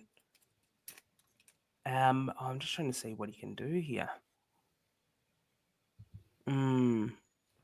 Because if you don't get a midfielder, there's no way to get a midfielder. Ashcroft's the only one that's got DPP. They're like, that's a midfield bench. It's a tough one. It's a tough one, mate. It is a tough one. Yeah. You could almost go Lindsay. A chance to come back. I think Ross is not completely dead. So, but I do worry with the likes of your league. Campo's not coming back in. Campo's not coming back. Yeah. It's a tough one. Happens to the best of us. Bailey, hey boys, just doing the one trade this week. Short to one of Whitfield, Rosie, or Track. Or if there is someone up to 600k that I forgot, or under 600k, not sure which one yet. Whitfield obviously has the best scoring potential, but could get the Jordan tag this week. Any help will be appreciated. I want to jump in straight away. Whitfield has the Geelong and the SCG matchup. The smaller decks don't favour him, and I know it's a bit reluctant on scoring history, but I'm backing that in. Break even's not too high, price isn't too high. I'd rather wait on that one. Rosie, I think, is a better option because the role's just completely freed up. He's still at a really fair and reasonable price. But for this week, I'm going to say Petracca. Janath, do you agree with me? Yeah, I would say Whitfield, you could maybe wait a couple of weeks. He even got the ankle scare this week, but he's not on the injury report. I'd wait until he's had those two venues. And then once the bigger grounds free him up, that's where he gets all those kicks and creates space. So I love Rosie as a pick. I think if you're looking for the positional value right now, Track is the one. It is Track. I'm saying Track for this week. I think Rosie, far better pick for the year, the course of the year. But I think Track this week has to come in, just 70 break even, forward line keeper. Can't go too wrong. So that's what I'd do, mate. Hope your side's going well. DR would answer it, but he's unfortunately ducked off for a couple of minutes. He just said he'll be back. So, yeah, for those listening, DR's obviously just gone to the bathroom or something. He will be back shortly. So, Daz, another regular. We love Daz. How you going, man? Hi, boys. Trying to decide between Track, Rosie, or Dunks. Would appreciate your thoughts, pros and cons of each. Or maybe in order. Well, we just sort of did that with Whitfield. So let's sub out Whitfield and add in Dunkley. Now, I think with Dunkley, you probably want to wait for that spike game. Yeah. You want to wait another week. So if he can pop a 110 plus, that's where he really becomes relevant for me because he's just not setting the world on fire. It's at a good price for good reason. So I want to wait another week for him. Same order. So you with me there, Janath? You agree, man? What I will say is I don't have the exact data, but Josh Dunkley has a disgusting record against Gold Coast. I'm trying to bring up what his last 10 scores are, but if I can find it somewhere, his last 10 scores against Gold Coast, well, I'll give you the last three at least. His last three scores against Gold Coast are 121, 163, and 153. He loves Gold Coast. He's got 130 break even though, so I think he may drop a little bit of cash just given his current form. One more week. But I think Brisbane against Gold Coast is just one of those games where Brizzy have been the whipping boys for so long. Will they continue that this week? And if so, Neale, Dunkley, and Zorko, the holy Brisbane Trinity, may all score quite well. So if you're feeling like you need a zag whilst everyone else Sigs does, then Dunks may be a good option. But I'd have it in the order this week. I'd have a track Rosie Dunks. DR? Yeah, and don't forget, Dunk's played a bit of wing time for some reason. His CBA the roll's a bit all over the place. McCluggage is pretty well. I'm like, that's number 5, isn't it? Like, that's Dunks. And it's like, yeah. Don't like to hear that. Nah, so yeah, I'd really, probably have it there. Yep. On really your Daz. I love Daz. Great bloke. Yeah. Great bloke. Thanks, Daz. Good on you, man. Matty boy. Matty. Just seeing this DR, probably too late, but I'm contemplating either one trade of Cerra to Track, which we did definitely discuss, or option 2, Cerra to Warner and Trainer to Long. Yeah, that's really interesting. Long now. I can't afford It's late. Track with two votes unless I take a haircut on a trade. On trade 2. Have Hustway. Wow. Already have Hustway. If any, I would go 1. Yeah. I'd go 1 too. Yeah. But yeah. I'd go 1. I'd think, go 1. geez, mate, look, in order to do that, Matty, you'd have to be really confident on Long, mate. You'd have to be really confident on Long. He's gone. I think he's gone, mate, personally. But if you're confident on the pick, mate, go for it. But I personally think he is a bit Gonski, mate. Ship has sailed for me on Long. Yet you had to be at least a week or 2 ago, I think, mate. If you agree, Janath? If he scores 80s for 3 weeks, he's got another 20k in him. Yeah. He's almost ready to cash out. Yeah. Not far. So, yeah, option 1 for me, Matty. Good on you, man. Yeah, I think in your scenario, you'd probably have to option 1 if you desperately want Track in this week. Yeah, on you, Matty. Logan, hey, fellas. Feel like it's a pretty common dilemma for most teams. Hold trades or move on Zach Reid and Ash forcing a primo in Track in brackets. Thus, grabbing a Hustweight early. Feel like Track is a big get this week, which is why I lean to it. I think we all sort of do. But maybe I'm fantasizing over upgrading too much. I love that last sentence. That's an elite last sentence. I fantasize about upgrades all the time too. I do as well. I had to really read that. But yeah, I think we all are guilty of that. Sometimes it's always a risk getting me run the mailbag because it can be a bit illiterate at times, but I'm having a crack. Could not read that word for like 3 seconds. Don't know why. But yeah, I think we all do that. What do you think, boys? I think Track's the obvious one. I'm moving on Zach Reid for Track with Stone DPP, regardless. So I don't know. Does Ash remind you of Dacos and Sheasloff years gone by? Like the player that everyone cashes in too early, but he's shown that he can score that 90s, and then he scores 100, and he's gone 450 in a flash. Yeah, I'm a fan of holding Ash. He's so reliable on field. You know he's not going to get subbed. And it's almost that word you use, Logan, forcing a primo in. I never like forcing anything really. Or forcing a rookie out. You don't need to. He's fine. I mean, he could get to 450k if you held him another 6 weeks. Yeah. Even Reid has money to make. He's probably got another 50k in him. He does, yeah. I don't want to that's for you as well, because you said you're going to trade him out, right? The 38 drops out this week. If he scores a 65, the 38's gone, and he's got a 90 and a 65. Same case for Trainer. I'm sort of in this position, and I'm not trading, so that would be. I'd say no, and that's just me. Yeah. But yeah, I can't comment because I'm in the same boat. Yeah, it's a tough one, but good on you. Yeah, good John O'Carroll, great friend of the community. Good to have him on. G'day, legends. Love your work on the podcast this year, and insights have been truly inspiring. Well, we do appreciate the kind words, and we take them when we get them. The one trade I'm doing is Lawler to Track. I think that's a great trade. You can get that one done. Now, Lawler has been a great servant, and it's time for the Track. Yeah, get this done. Easiest answer, yes. Absolutely, Jono. Yep, good on you, man. Ron, hey, lads. If if Cerra appeal fails and is suspended, should I boost him to Neale, meaning I will have one boost left, or hold Cerra and field Moraes? No, I'm not boosting Cerra No, unless he gets me no. Butters or Bont. Yeah, Yep, I'm not boosting agree. that.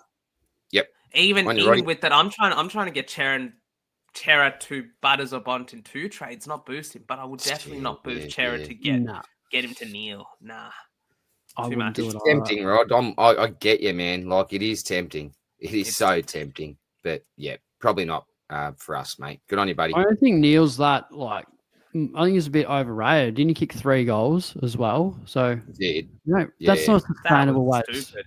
So That good. was terrible. That was Yeah, terrible.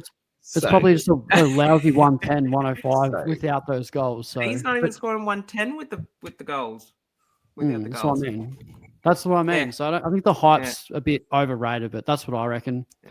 Kamo, another regular. We get a lot of them. So yeah, welcome to the pod, Kamo. Cheers, lads.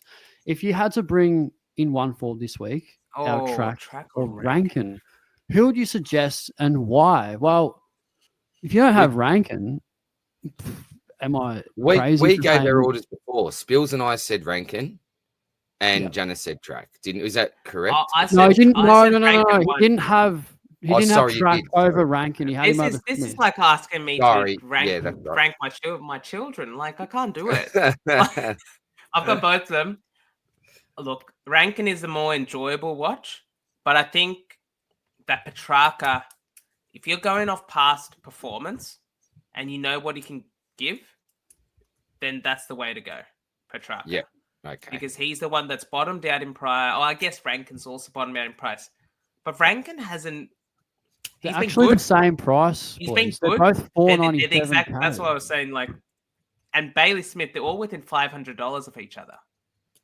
Like, look, I'm picking Rankine. I would say I think Rankine is the better pick, but I think Petracca is the safer pick. Let's put it that way.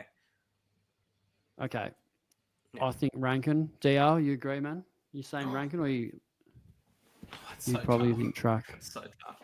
Boys, I just did something, and I shouldn't do this during the mailbag, right? Oh, you little ripper. I shouldn't have done this during the mailbag.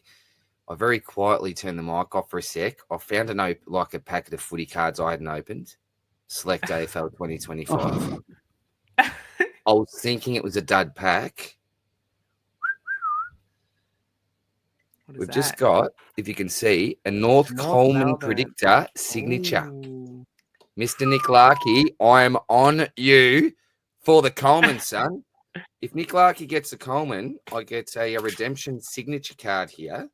And that's a low number. That's number 21. What's Larkey? What number's Larkey, Spills?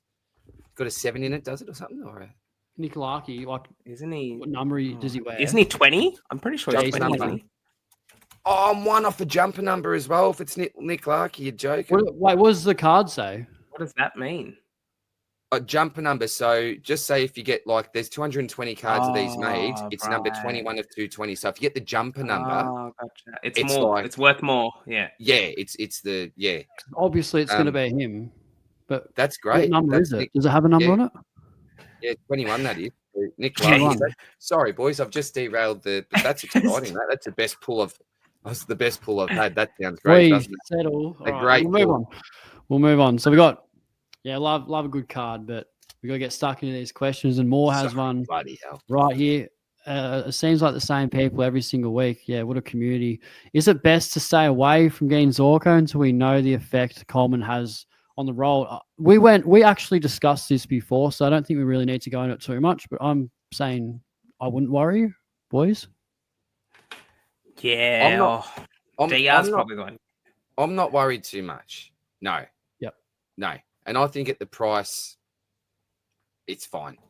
That's just my personal opinion, though, mate. But another bloke, just a shout out as well. Benny from Supercoach Insider, a great linesman as well. Another good person to ask when it comes to your for your lines questions too. So shout out to the great Benny who's joined us on the live a couple of times. Legend, love Benny. Cheese doesn't have any questions, but just wants to say hi. Well, how you going? Hello, mate. Thanks for tuning in, good dude. Lad.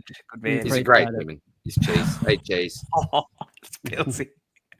Right, so like I'm getting a bit of a Steele's got his first mailbag drive. He can't read it, so he'll say, "I'm putting Spilsy on blast here for convincing me on Bailey Dale. Been a nightmare own." Well, Spilsy's not the Bailey Dale owner here. I think DR's the Bailey Dale owner here. It was me, Jared, I think, mate. I don't. I said he was all right. Like, not a bad pick. Drive-by. I reckon. Yeah, I think that was you've meant spelled to be DR's my name house, wrong, Bills, and the bullets have sprayed your house, mate, the next door neighbour. So, I'm Well, sorry, truly Jared, if I wounded, was mate. one.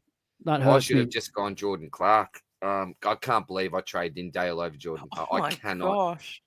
I don't, Look at these trades, though. Far out. What's he?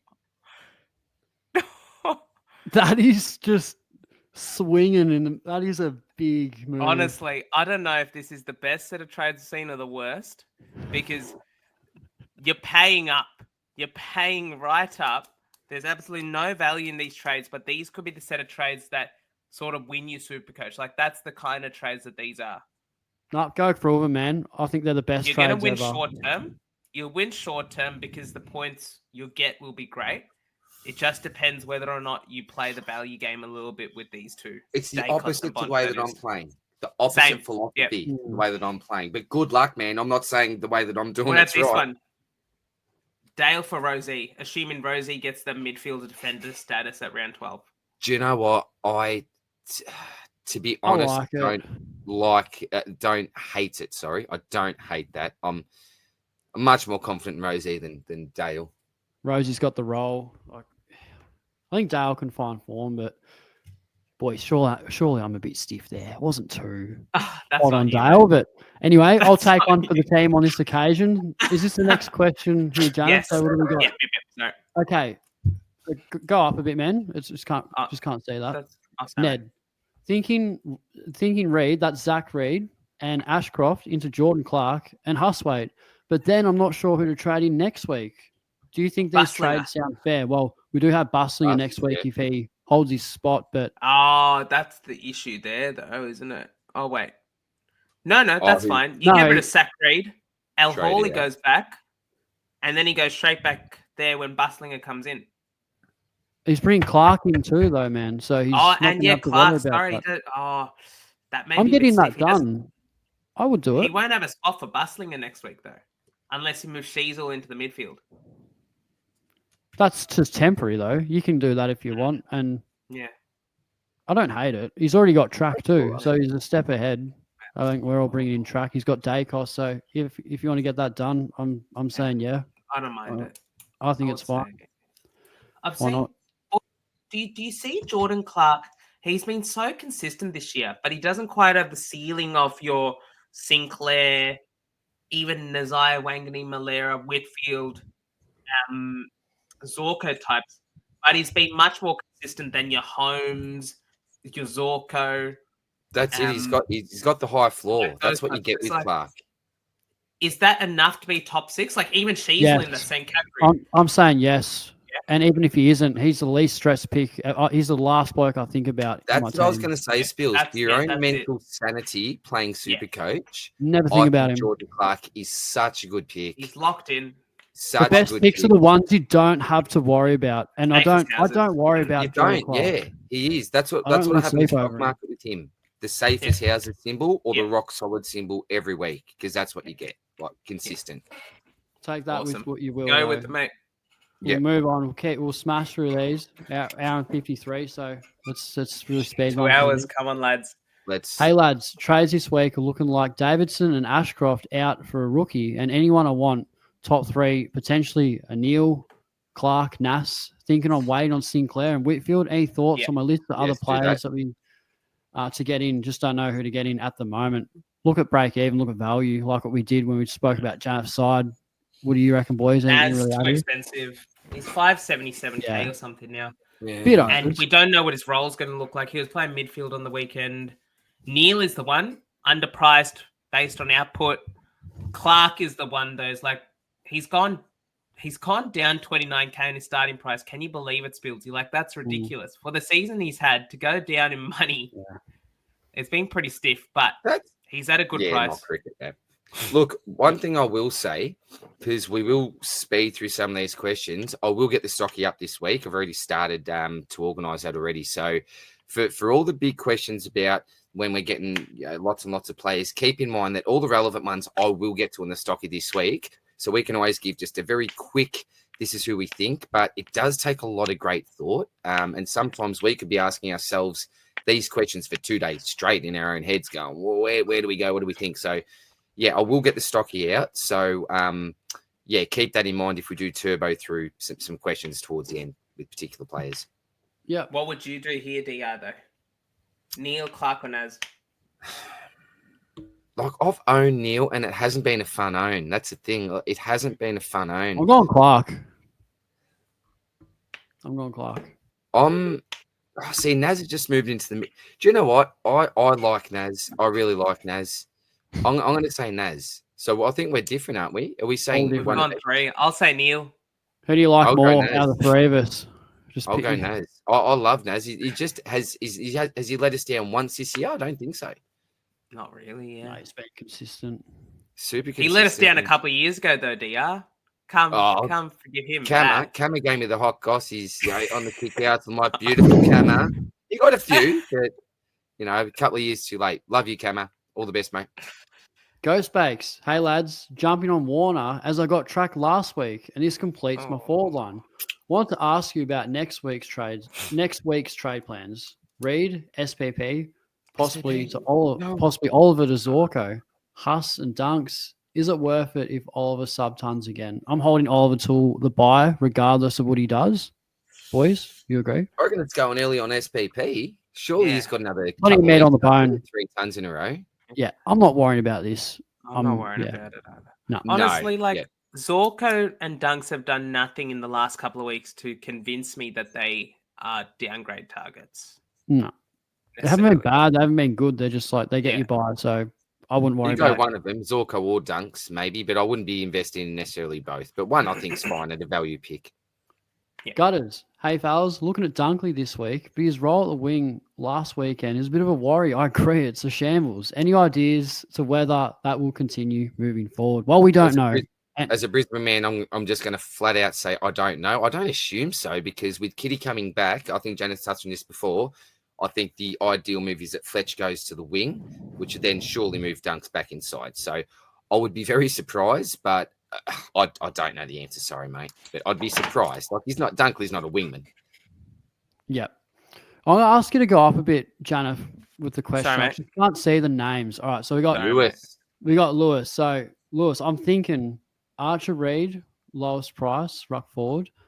Ashcroft to track. So we spoke about holding Archer Reid before in Janath's case, so I don't mind that. Would really like to hold both of these guys. They still have some cash to make. I agree. Do you think it's better for me not to trade this week and potentially get track next week using Max Hall instead? I would probably use Max Hall. I like holding both of those guys. What do we think, boys? We agree? Yeah. Honestly, you could do it. He's got Max Gorn at R3 as well. That's the perfect sort of. Okay. That's the sort of perfect flex to have in that situation. Jeez. Yeah, it is. Jeez, don't like the bench though. You got Campo, Gross and Hall there. Cerra. I guess it's fine. He's ranked pretty good. Keep charging it. It's fine. I'm happy with it. All right. Yeah. But at least if there's a way to get one of your mid forwards into the midfield, that would be great. Honestly. That would be ideal. Just notice there's no DPPs there, and that's the trouble. But it means you have to get rid of one of those 3 for that to happen. Yeah.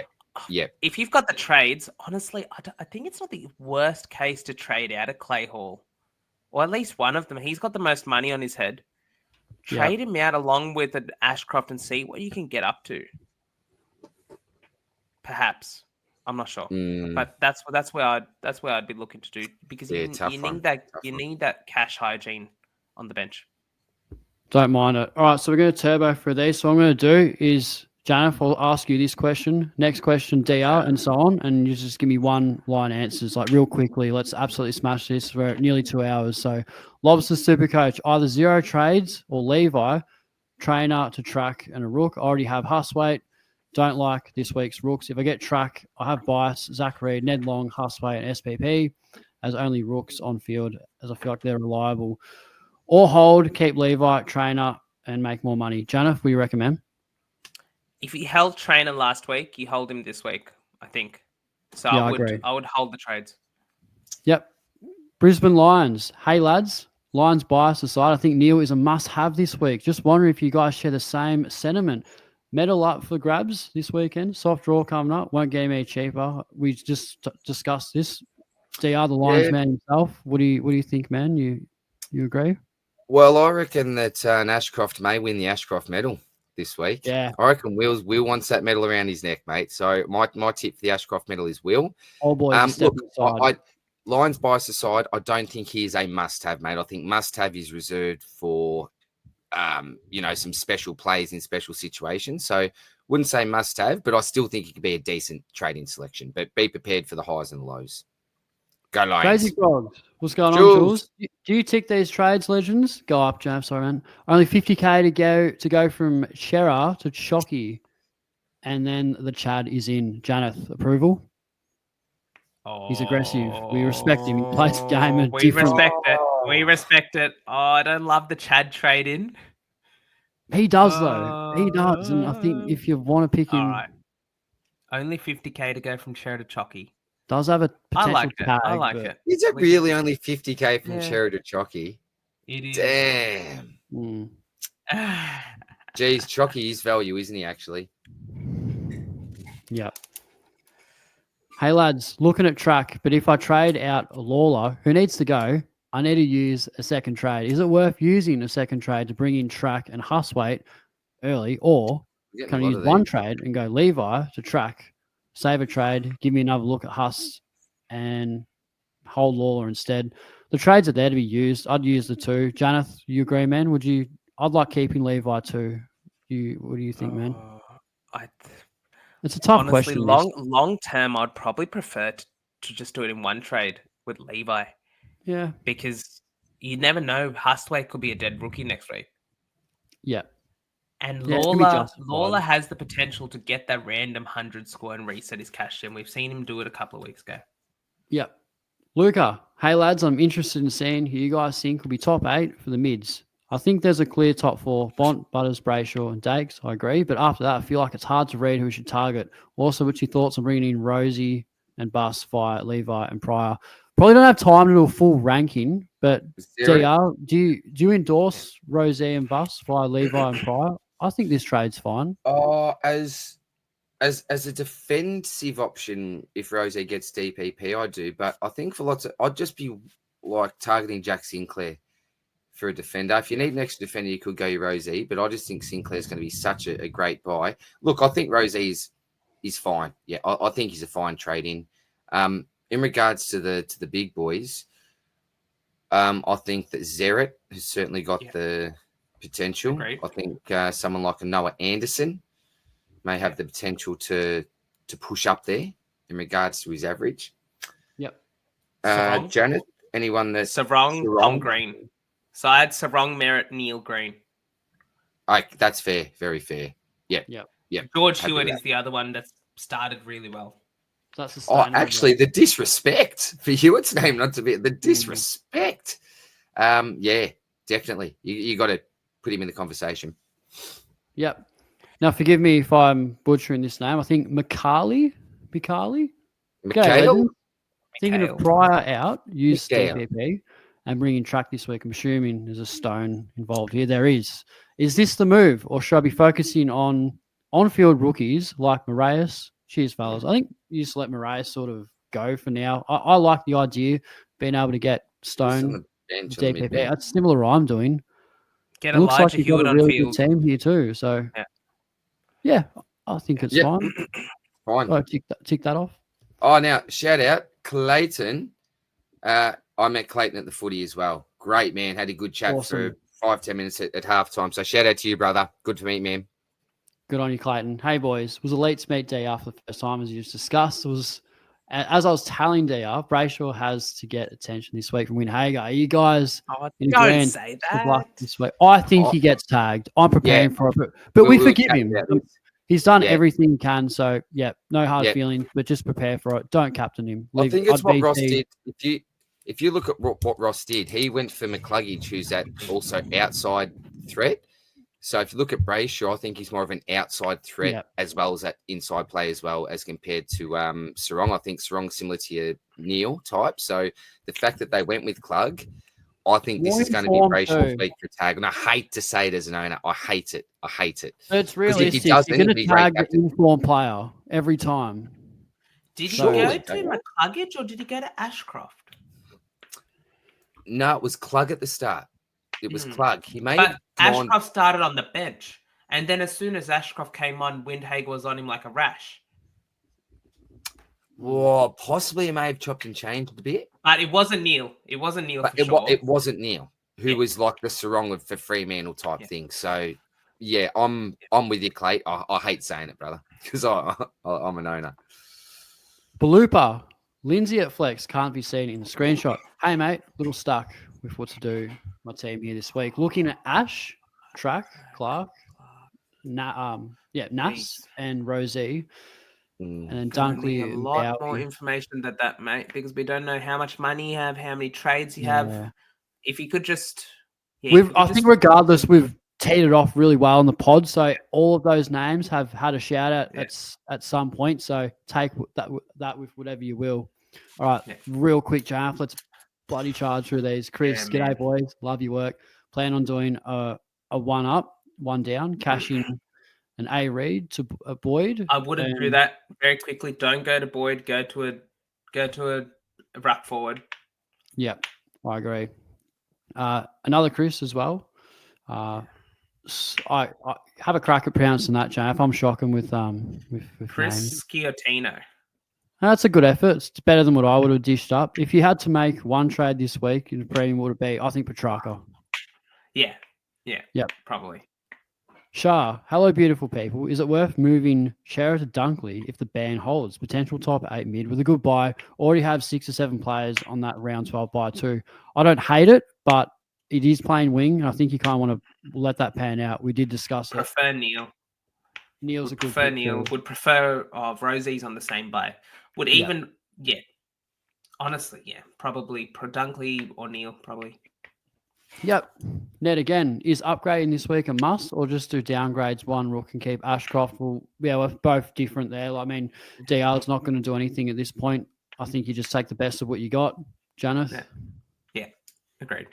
Yep. Begsy, g'day, man. How you doing? Hey, lads. Ashcroft, Petracca. When it's spelled like that, it always confuses me. Lashcroft. Lashcroft. The Petracca, tick approval. Yeah. I think it's fine if you can get it done in one trade. I think, have you got any more here? Yeah, just a couple more, mate. Almost done. Sammy Roberts, hey lads, hope it was a rip weekend for you all. Thoughts on these 2 trades below and how the team is looking up? 23 trades and 2 boosts left. Could go Warner, plus 36K. Better options over track. What moves should I?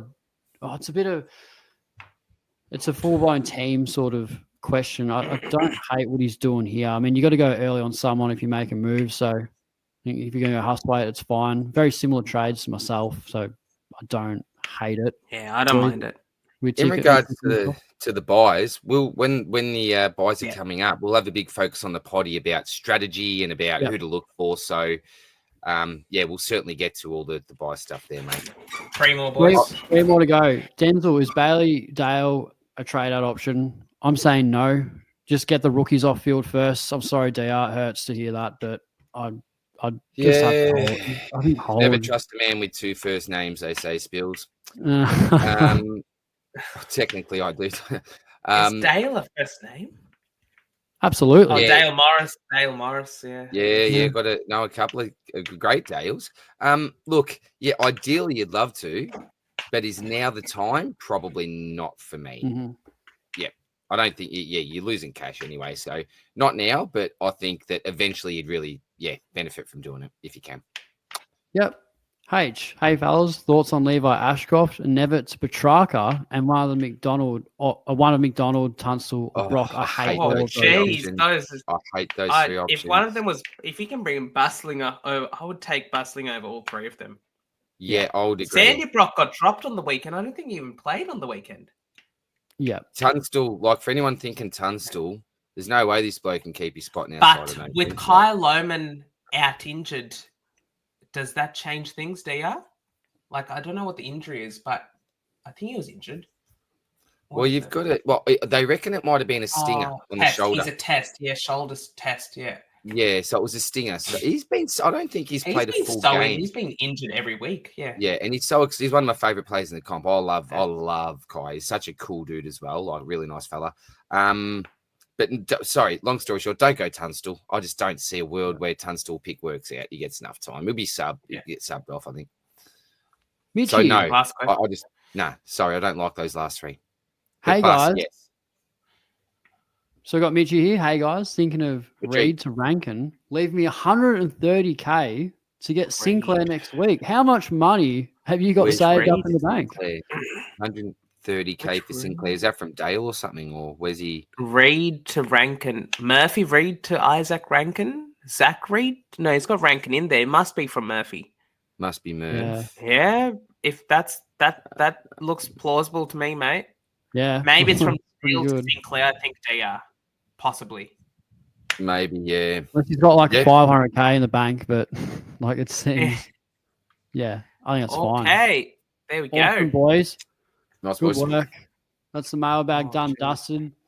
And we'll end it out there with our trade. So, DR electing not to trade at all. I don't hate that idea. Duck eggs, mate. Duck eggs for me. No, that's fine, man. Eggs. We don't always have to trade. DR? Oh, do you know what? Yeah, look, I may sharpen the pencil after a bit of a chat, but at this stage, I'm happy with the duck eggs. Humpty Dumpty didn't work, the egg on the wall, so I'm just going duck eggs. Nothing this week. Trying to save a couple of trades, maybe, mate, but it hurts. It's tough. I may as well dive into mine just real quickly. So McDonald's there just as a placeholder because I am looking at a defender, but I think after the Bustlinger discussion, I think he would be the guy because I don't have enough DPP to get in Huss weight. So that's where it sort of unravels for me. So I'm looking at that trade and then a little bit of one for fun, boys. Joel Janath laughed at my face, but he's gone 90 and then 116. Got Richmond this week and then Melbourne the following. Read the scores before that, Philsy. Yeah, pretty bad. Pretty bloody 14 in a full game. You're like in a state of sabotage here, Spills. What do you do? It could just be that just like just make heaps of money and then like in a short term, like a Humphrey, but that didn't work out very well. Humphrey. You want him to turn out like Humphrey, do you? Mate, hopefully better with the boys. I'm not doing this trade, but I thought it'd just be a little bit of a cheeky shout out. But nice. I think the top one will be exactly the same. Instead, McDonald probably Bustlinger. I think that's where I'm sort of leaning to. And Janath, man, you're bringing in Dawson. And if you're a Dawson owner, then you can keep your head up pretty high because Janath's usually got pretty good. This will raise eyebrows. This will definitely raise eyebrows, Janath. I can tell, mate. Janath will fix this pick with his good luck charm. He'll roll a dice. He'll land on. I need to go give Jordan every time myself. Yeah. But no, this is more pick where I've already got tracks. So he's not my worry this week. I'm looking to get a player in that people want to bring in a 550k in a couple of weeks. That's the way I'm viewing it. Because if the Dawson pick works, then I'm laughing. If it doesn't, he's not really going to go too much down in cash because he's already at sub 500. That's the way I'm viewing it. That's a good point. That's fair. That's so you're trying to get ahead of the pack with that little extra advantage of that 50k range because he can't get worse. The pick can't get worse. So it's like this is the discounted premium that we all talk about. I can't keep picking off the 600k blokes because we'll run out of money by the end of it. So Lee, there's going to have to be haircuts at some certain points. And if it doesn't work, you can always upgrade him after the buys. Simple Yeah, as that. no, I agree, and that's what I like. I want to try to do at the moment is fill those spots with your Dawson types, and then, as you said before, your Cherries, your Olivers. Hopefully, they're your ticket to the Ubers, mate. Yeah, and when I was looking at Reid on the weekend, I thought he'd have a good game against Adelaide. I think he's hit the wall. Like it's fine. He's done his job, but you can just tell with some rookies when they've hit the wall. Yeah. Been a great rookie for you, man. So Yeah, you'd be happy with these trades. Can't argue with them at all. And then for Rossco, he's looking at Petracca and Hustwaite in for Leyland Davidson. We can't really fault that. That's fine. That looks good. Yeah. Hustwaite or Bustlinger, personal preference. I think it just depends on your risk appetite. I think Bustlinger's better long term. JS Hustwaite probably has the better score and potential short term. Yep, absolutely agree. So there are trades coming into round 8. So it's just absolutely flying by, boys. Third of the way there, boys. Third of the way there. My maths is sort of almost correct. Yep. So yeah, no, we're looking really good. So big podcast tonight, a massive show with us, boys. 2 hours, 14 minutes. Yeah, so no, it was a good chat. It was a lot of relevance here and a lot of struggle town in terms of the rookies and the structure. So really getting into the business end of the season. So before we wrap things up, is there anything you two want to sort of comment and add before we end the episode? Oh, just a couple of things, just quickly. Just a big shout out to our other brothers that have joined the podcast. The Swordplay crew this year with Scobes, JG, and Verns as well. They've been absolutely smashing out the lives, doing the Monday Rage trades as well as the Thursday teams, as well as a couple of other lives during the week and the weekend here and there. So just, massive shout out to you guys. They have often a different opinion to what we may have on here. So make sure that you do check out the boys, particularly on that Monday night with their Rage trades. They go through the top 10 most traded out players and top 10 most traded in players, give their opinion, talk about their Rage trades as well. So just did want to give a big shout out to them. And again, I haven't got to near almost any of the comments, even from a couple of weeks ago when I was in the hospital, when people sent through some lovely comments and all that. So apologies if I haven't got back to you or a message yet. Just been a bit going on, but I truly do appreciate it. And thanks to the bottom of my heart for everyone that sent something through. It does mean the absolute world. And great to be back with you boys as well. Absolute pleasure. It's good to have you back, man. Pleasure. Yeah, I was going to touch on that, mate. Absolutely brilliant to have you back on the potty. It's like old times in a way in that sense. Very quickly, for anyone that's ordered a rugby jumper, they'll be shipped out this week. Sorry for the delay. We just had some issues. Or DR, you're going to give some promising news? They've been shipped? Yeah. So literally, just gone. Bang. So Bang. All good. I All don't know what Australia Post is like, depending on where you live, but sooner rather than later, absolutely. We'd love to see some photos of you wrapping it. Wall of Fame. We need to get the Wall of Fame back, guys. We need to get the Wall of Fame going. Polo Wall of Fame. There we go. And possibly next week, boys, I reckon we might deep dive into some of the buys, do some early buy planning. Good call. There's a question about that. Give the viewers what they want. Love it, mate. Love it. Cool. Well, boys, I guess that's all we've got time for tonight. Thanks to everyone that tuned in and stuck it through the end. Oh my God, You almost got there. I am ready for bed, boy. See, hosting's a tough gig. I mean, I feel bad for the media, the media trained guys that just get criticised because it does. When you're in the chair, you do cop it. You know, Kelly Underwood spills. Let me tell you. Yeah, jeez. What are we, the green team? More off a duck's back, boy. The green team. I needed that for luck. But yeah, thanks to everyone that tuned in if you got this far through. And I suppose what else is to be look forward to in the week. We got DR's stock market video that'll pop. We've got the captaincy corner that'll be up soon, and plenty of content to look forward to throughout the week. So yeah, more with the Supercoach Hub boys as well. So yeah, content just pouring in, and that's what we love. So thanks for watching, everyone. Another great podcast. Good to have DR back, and hopefully get Rossco back next week. But good time to end it here. Take it easy, everyone. And as always, we'll see you guys in the next episode. Guys, sharpen those pencils.